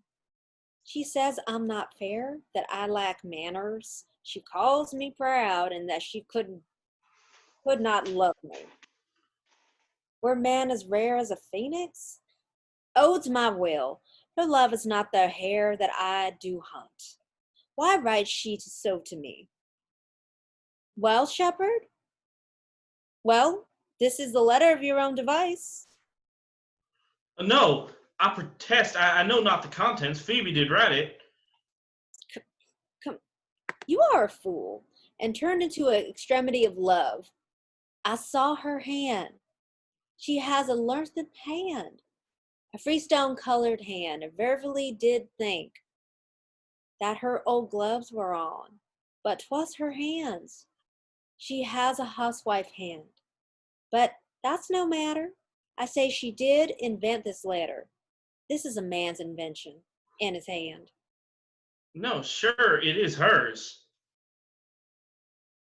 Why, 'tis a boisterous and cruel style, a style for challengers. Why, she defies me like a Turk to Christian. Woman's gentle brain could not drop forth such a giant rude invention. Such ethrop words, blacker than their effect, than in their continence. Will you hear the letter? So please you, for I never heard it yet heard too much of Phoebe's cruelty. She Phoebe's me. Mark how the tyrant writes. Art thou God to shepherd turned, that a maiden's heart hath burned? Can a woman rail thus? Call you this railing? Why thy Godhead laid apart, whilst thou with a woman's heart. Did you ever hear such railing? While thy eye of a man did woo me, that could not vengeance to me, meaning a beast. It's the scorn of your bright eyen have power to raise such love in mine. Alack me with strange effect. Would they work in mild aspect? While you chid me, I did love. How then might your prayers move? He that brings this love to thee, little known this love in me, and by him seal up thy mind.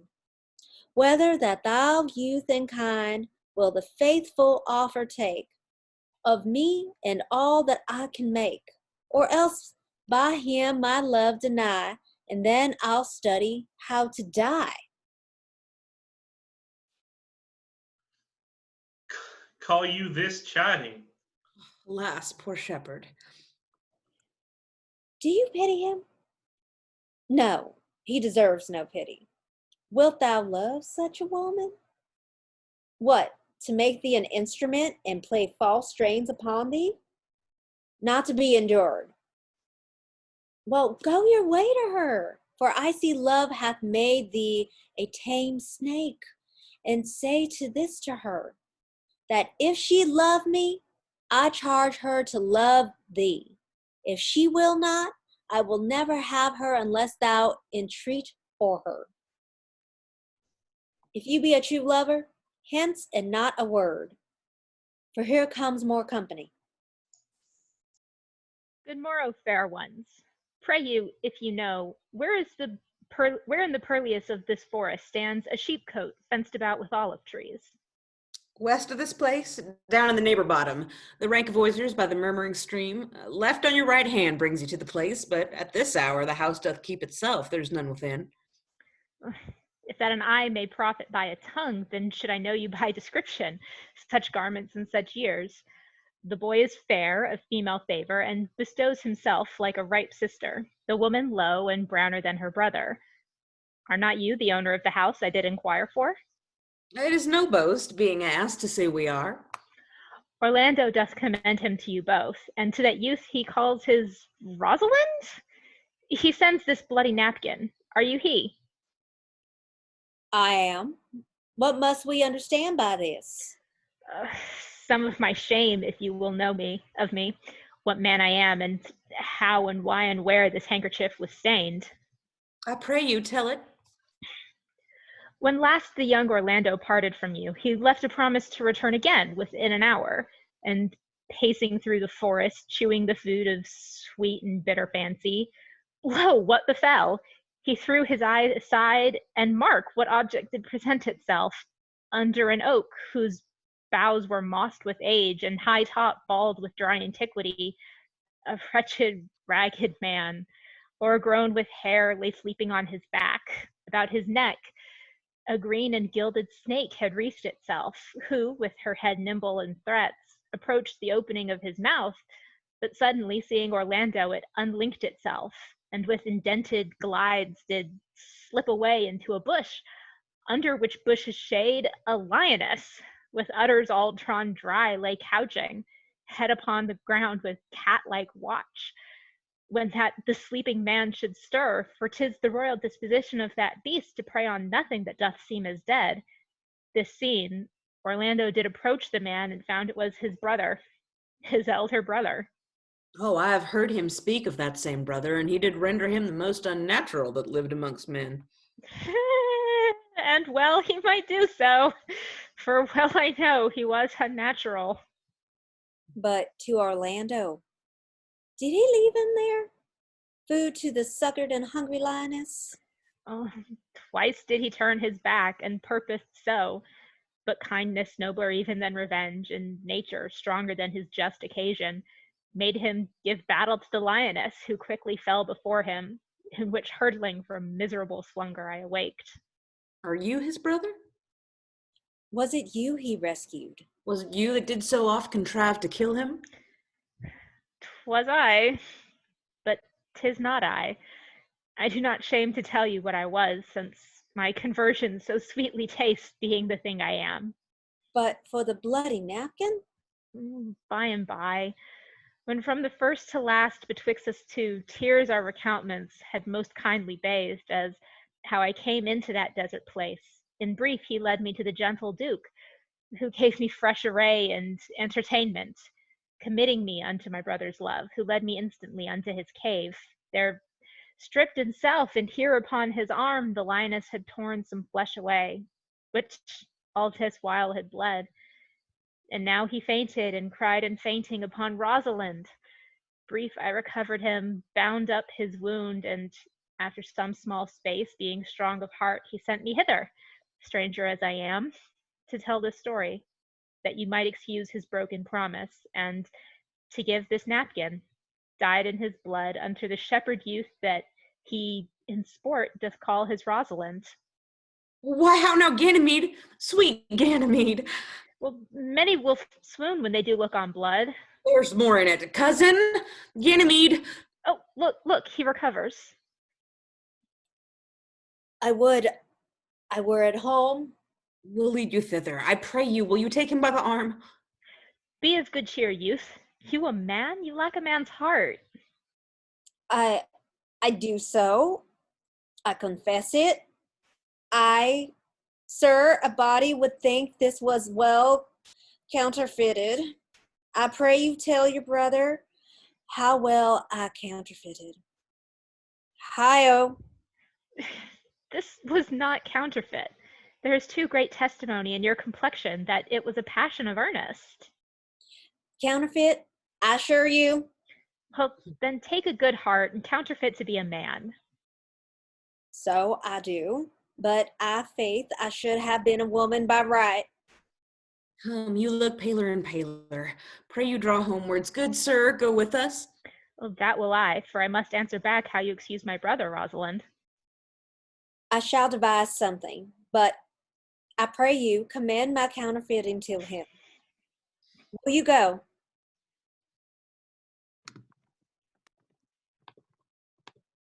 We shall find a time, Audrey. Patience, gentle Audrey. Where art thou, Audrey? And I deal with my goats. Faith, the priest was good enough for all the old gentlemen's saying. A most wicked Sir Oliver. Audrey, a most vile martext. But, Audrey, there is a youth here in the forest lays claim to you. Ay, I know whose 'tis. He hath no interest in me in the world. Here comes the man, you mean. It is meat and drink to me to see a clown. By my troth, we that have good wits have much to answer for. We shall be flouting, we cannot hold. Good evening, Audrey. God you good even, William. And good evening to you, sir. Good even, gentle friend. Cover thy head, cover thy head. Nay, prithee be covered. How old are you, friend? 5 and 20, sir. A ripe age. Is thy name William? William, sir. A fair name. Wast born at the forest here? Aye, sir, I thank God. Thank God. A good answer. Art rich? Faith, sir, so-so. So-so is good, very excellent good, and yet it is not. It is but so-so. Art thou wise? Aye, sir, I have a pretty wit. Why, thou sayest well. I do now remember a saying.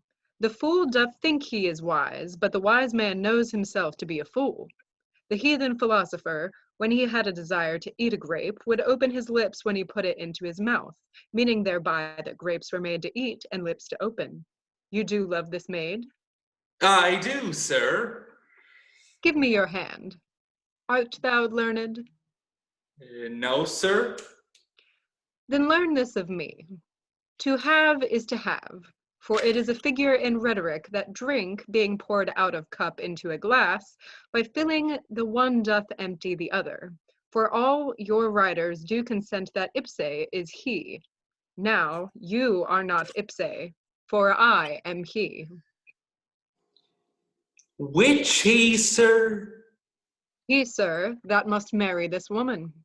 Therefore, you clown, abandon, which is in the vulgar, leave, the society, which in the boorish is company, of this female, which in the common is woman, which together is abandon the society of this female, or clown, thou perishest, or to thy better understanding, diest, or, to wit, I kill thee, make thee away, translate thy life into death, thy liberty into bondage. I will deal in poison with thee, or in bastinado, or steel.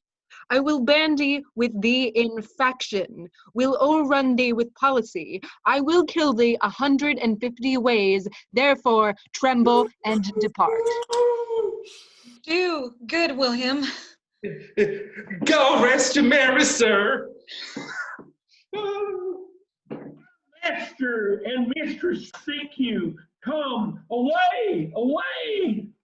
Trip, Audrey, trip. Audrey, I attend, I attend. Okay.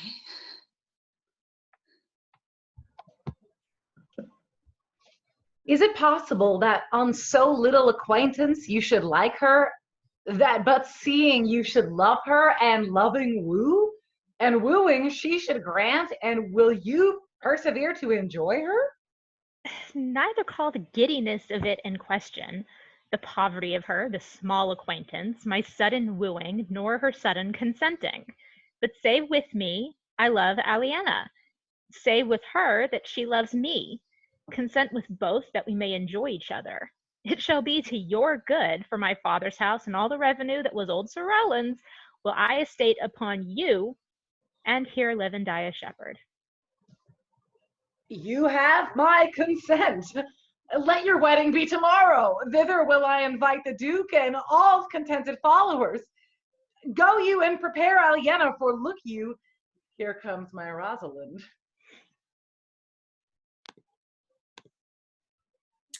God save you, brother. And you, fair sister. Oh, my dear Orlando, how it grieves me to see thee wear thy heart in a scarf. It is my arm. I thought thy heart had been wounded with the claws of a lion. Wounded it is, but with the eyes of a lady. Did your brother tell you how I counterfeited to swoon when he showed me your handkerchief? Aye, and greater wonders than that. Oh, I know where you are. Nay, 'tis true. There was never anything so sudden but the fight of 2 rams and Caesar's third nautical brag of, I came, saw, and overcame. For your brother and my sister no sooner met, but they looked, no sooner looked, but they loved. No sooner loved, but they sighed. No sooner sighed, but they asked one another the reason. No sooner knew the reason, but they sought the remedy. And in these degrees have they made pair of stairs to marriage, which they will climb incontinent, or else incontinent, before marriage. They are in the very wrath of love, and they will together. Clubs cannot part them. They shall be married tomorrow, and I will bid the Duke to the nuptial. But oh, how bitter a thing it is to look into happiness through another man's eyes. By so much the more shall I tomorrow be at the height of heart heaviness, by how much I shall think my brother happy in having what he wishes for. Why, then, tomorrow I cannot serve you turn for Rosalind. I can live no longer by thinking. I will weary you, then no longer with idle talking. Know of me then, for now I speak to some purpose, that I know you are a gentleman of good conceit. I speak not this that you should bear a good opinion of my knowledge. In so much I say I know you are. Neither do I labor for a greater esteem than may in some little measure draw a belief from you. To do yourself good, not to grace me. Believe then, and you please, that I can do strange things. I have, since I was 3 years old, conversed with a magician most profound in his art, yet not damnable. If you do love Rosalind, so near the heart as your gesture cries it out, when your brother marries Elena, shall you marry her? I know into what straits of fortune she is driven, and it is not impossible to me, if it appear not convenient to you, to set her before your eyes tomorrow, human as she is, and without any danger. Speak'st thou in sober meanings? By my love, I do, which I tender dearly, thou I say, I am a magician. Therefore put you in your best array, bid your friends, for if you will be married tomorrow, you shall, and to Rosalind, if you will.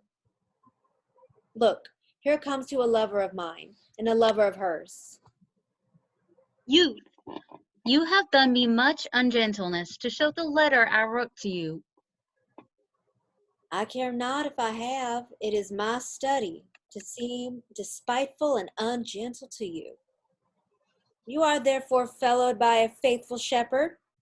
Look upon him, love him, he worships you. Good shepherd, tell this youth what it is to love.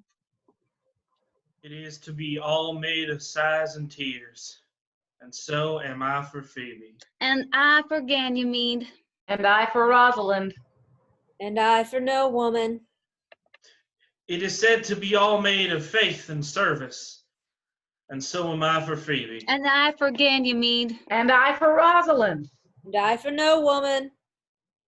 It is to be all made of fantasy, all made of passion and all made of wishes, all adoration, duty, and observance, all humbleness, all patience and impatience, all purity, all trial, all observance, and so am I for Phoebe. And so am I for Ganymede. And so am I for Rosalind. And so am I for no woman. If this be so, why blame you me to love you? Well, if this be so, why blame you me to love you? If this be so, why blame you me to love you? Why do you speak too? Why blame you me to love you? To her that is not here, nor doth not hear. Pray you, no more of this. 'Tis like the howling of Irish wolves against the moon. I will help you if I can. I would love you if I could. Tomorrow meet me all together. I will marry you if I ever marry a woman, and I will be married tomorrow. I will satisfy you if I satisfied a man, and you shall be married tomorrow. I will content you if what pleases you consents you, and you shall be married tomorrow. And as you love Rosalind, meet. And as you love Phoebe, meet. And as I love no woman, I'll meet. So, fare you well. I left you commands. I'll not fail if I live. Nor I. Nor I.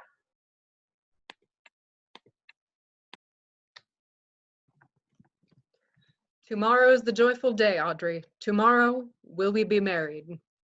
I do desire it with all my heart, and I hope it is no dishonest desire to be a woman of the world. Here come two of the banished Duke's pages.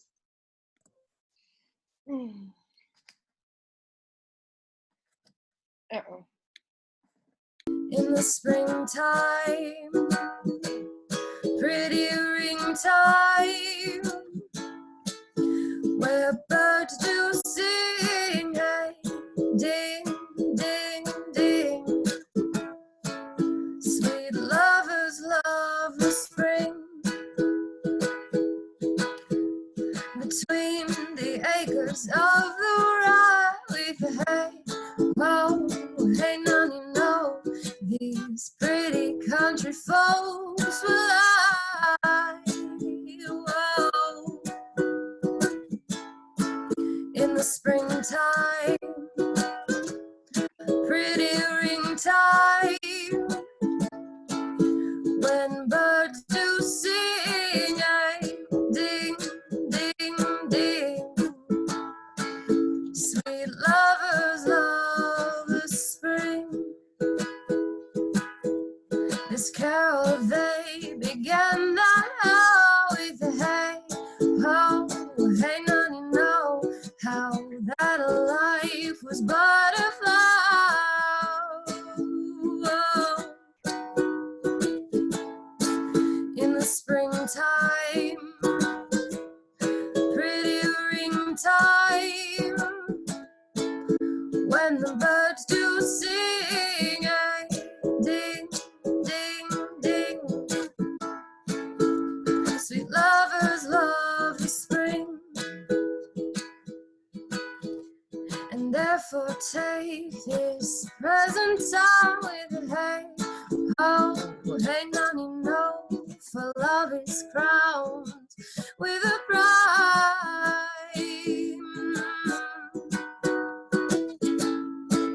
In the springtime, pretty ring time, when birds do sing, ay, ding, ding, ding. Sweet lovers love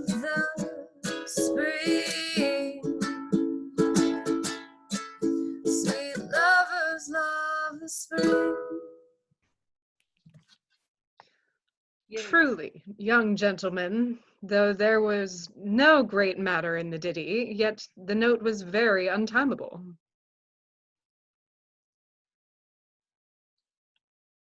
Y'all are deceived, sir. We kept time. We lost not our time. By my troth, yes. I count it but time lost to hear such a foolish song. God be with you, and God mend your voices. Come, Audrey. Dost thou believe, Orlando, that the boy can do all this that he hath promised? I sometimes do believe and sometimes do not, as those that fear they hope and know they fear. Patience once more, whiles our compact is urged. You say, if I bring you your Rosalind, you will bestow her on Orlando here. That would I, had I kingdoms to give with her. And you say you will have her when I bring her? That would I, were I of all kingdoms king. You say you'll marry me if I be willing? That will I, should I die the hour after. But if you do refuse to marry me, you'll give yourself to the most faithful shepherd. So is the bargain. You say that you'll have Phoebe, if she will. Though to have her and death were both one thing. I have promised to make all this matter even. Keep you your word, O Duke, to give your daughter, you yours, Orlando, receive his daughter. Keep your word, Phoebe, that you'll marry me, or else refuse me to wed this shepherd. Keep your word, Silvius, and you'll marry her. If she refuses me, from hence I go, to make these doubts all even. I do remember in this shepherd boy some lively touches of my daughter's favor. My lord, the first time that I ever saw him, methought he was a brother to your daughter. But, my good lord, this boy is forest born, and hath been tutored in the rudiments of many desperate studies by his uncle, whom he reports to be a great magician, obscured in the circle of this forest. There is sure another flood toward, and these couples are coming to the ark. Here comes a pair of very strange beasts, which in all tongues are called fools. Salutation and greeting to you all. Good my lord, bid him welcome. This is the motley-minded gentleman that I have so often met in the forest. He hath been a courtier, he swears. If any man doubt that, let him put me to my purgation. I have trod a measure, I have flattered a lady, I have been politic with my friend, smooth with mine enemy. I have undone 3 tailors, I have had 4 quarrels, and I like to have fought 1. And how is that ta'en up? Faith, we met, and found the quarrel was upon the 7th cause. How 7th cause? Good my lord, like this fellow? I like him very well. God ild you, sir. I desire you of the like. I press in here, sir, amongst the rest of the country copulatives, to swear and to forswear, according as marriage binds and blood breaks. A poor virgin, sir, an ill-favored thing, sir, but mine own. A poor humor of mine, sir, to take that no man else will. Rich honesty dwells like a miser, sir, in a poor house, as your pearl in your foul oyster. By my faith, he is very swift and sententious. According to the fool's bolt, sir, and such dulcet diseases. But for the 7th cause, how did you find the quarrel on the 7th cause? Upon a lie 7 times removed. Bear your body more seeming, Audrey. And thus, sir, I did dislike the cut of a certain courtier's beard. He sent me word, if I said his beard was not cut well, he was in the mind it was. This is called retort courteous. If I send him word again it was not well cut, he would send me word he cut it to please himself. This is called quit modest. If again it was not well cut, he disabled my judgment. This is called the reply churlish. If again it was not well cut, he would answer, I spake not true. This is called reproof valiant. If again it was not well cut, he would say, I lie. This is called the countercheck quarrelsome, and so to the lie circumstantial and the lie direct. And how often did you say his beard was not well cut? I durst go no further than the lie circumstantial, nor he durst not give me the lie direct. And so we measured swords and parted. Can you nominate in order now the degrees of the lie? Oh, sir, we quarrel in print by the book, as you have books for good manners. I will name you the degrees. The first, the retort courteous. The second, the quit modest. The third, the reply churlish. The fourth, the reproof valiant. The fifth, the countercheck quarrelsome. The sixth, the lie with circumstance. The seventh, the lie direct. All these you may avoid but the lie direct, and you may avoid that too with an if. I knew when the 7 justices could not take up a quarrel, but when the parties were met themselves, one of them thought but of an if, as, if you said so, then I said so. And they shook hands and swore brothers. Your if is the only peacemaker, much virtue in if. Is not this a rare fellow, my lord? He's as good at anything, and yet a fool. He uses his folly like a stalking horse, and under the presentation of that, he shoots his wit. Then is there mirth in heaven, when earthly things made even atone together. Good Duke, receive thy daughter, Hymen from heaven brought her, yea, brought her hither. That thou mightst join her hand with his whose heart within his bosom is. Yes, did I not skip? Did I skip? No. To you I give myself, for I am yours. To you I give myself, for I am yours. If there be truth in sight, you are my daughter. If there be truth in sight, you are my Rosalind. If sight and shape be true, then my love adieu. I'll have no father if you be not he. I'll have no husband if you be not he. Nor wed woman if be not she. Peace ho! I bar confusion. 'Tis I must make conclusion of these most strange events. Here's 8 that must take hands to join in Hymen's bands if truth holds true contents. You and you no cross shall part. You and you are heart and heart. You to his love must accord, or have a woman to your lord. You and you are sure together as the winter to foul weather. Whiles I wedlock him we sing, feed yourselves with questioning, that reason wonder may diminish how thus we met, and these things finish. Wedding is great Juno's crown, oh blessed bond of board and bed. 'Tis Hymen peoples every town, high wedlock then be honored. Honor, high honor and renown to Hymen, God of every town. La la la la la la la la la. Oh, my dear niece, welcome thou art to me. Even daughter, welcome in no less degree. I will not eat my word, now thou art mine. Thy faith, my fancy, to thee doth combine.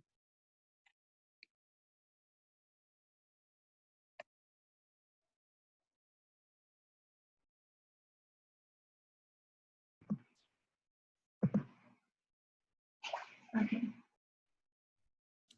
Let me have audience for a word or two. I am the second son of old Sir Rowland that bring these tidings to this fair assembly. Duke Frederick, hearing how that every day men of great worth resorted to this forest, addressed a mighty power, which were on foot in his own conduct, purposely to take his brother here and put him to the sword. and to the skirts of this wild wood he came, where meeting with an old religious man, after some question with him, was converted, both from his enterprise and from the world. His crown bequeathing to his banished brother, and all their lands restored to them again, that were with him exiled. This, to be true, I do engage my life. Welcome, young man. Thou offerest to thy brother's wedding. To one his lands withheld, and to the other a land itself at large, a potent dukedom. First, in this forest, let us do those ends that here were well begun and well begot. And after, every of this happy number, that have endured shrewd days and nights with us, shall share the good of our returned fortune, according to the measure of their states. Meantime, forget this new fallen dignity and fall into our rustic revelry. Play music, and you, brides and bridegrooms all, with measure heaped in joy to the measure's fall. Sir, by your patience, if I heard you rightly, the Duke hath put on a religious life and thrown into neglect the pompous court? He hath. To him will I, out of these contrivities, there is much matter to be heard and learned. You, to your former honor I bequeath, your patience and your virtue well deserve it. You, to a love that your true faith doth merit, you, to your land and love and great allies, you, to a long and well-deserved bed, and you, to wrangling for thy loving voyage, is but for 2 months victualled, so to your pleasures I am for other than dancing measures. Stay, Jaques, stay. To see no pastime I. What you would have, I'll stay to know at your abandoned cave. Proceed, proceed. We will begin these rites, as we do trust they'll end, in true delights.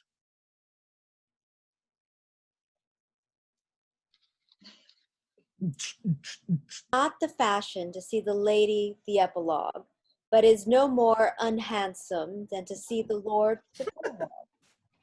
If it be true that good wine needs no bush, 'tis true that a good play needs no epilogue. Yet to good wine they do use good bushes, and good plays prove the better by the help of good epilogues. What a case am I in? Then that I am neither a good epilogue, nor cannot insinuate with you in the behalf of a good play. I am not furnished like a beggar, therefore to beg will not become me. My way is to conjure you, and I'll begin with the women. I charge you, O women, for the love you bear to men, to like as much as this play as please you. And I charge you, O men, for the love you bear to women, as I perceive by your snippering, none of you hates them, that between you and the women the play may please. If I were a woman, I would kiss as many of you as had beards that pleased me, complexions that liked me, and breasts that I defied not.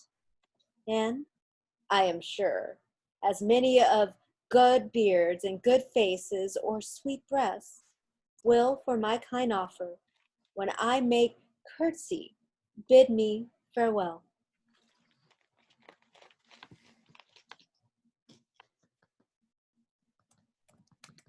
Yay!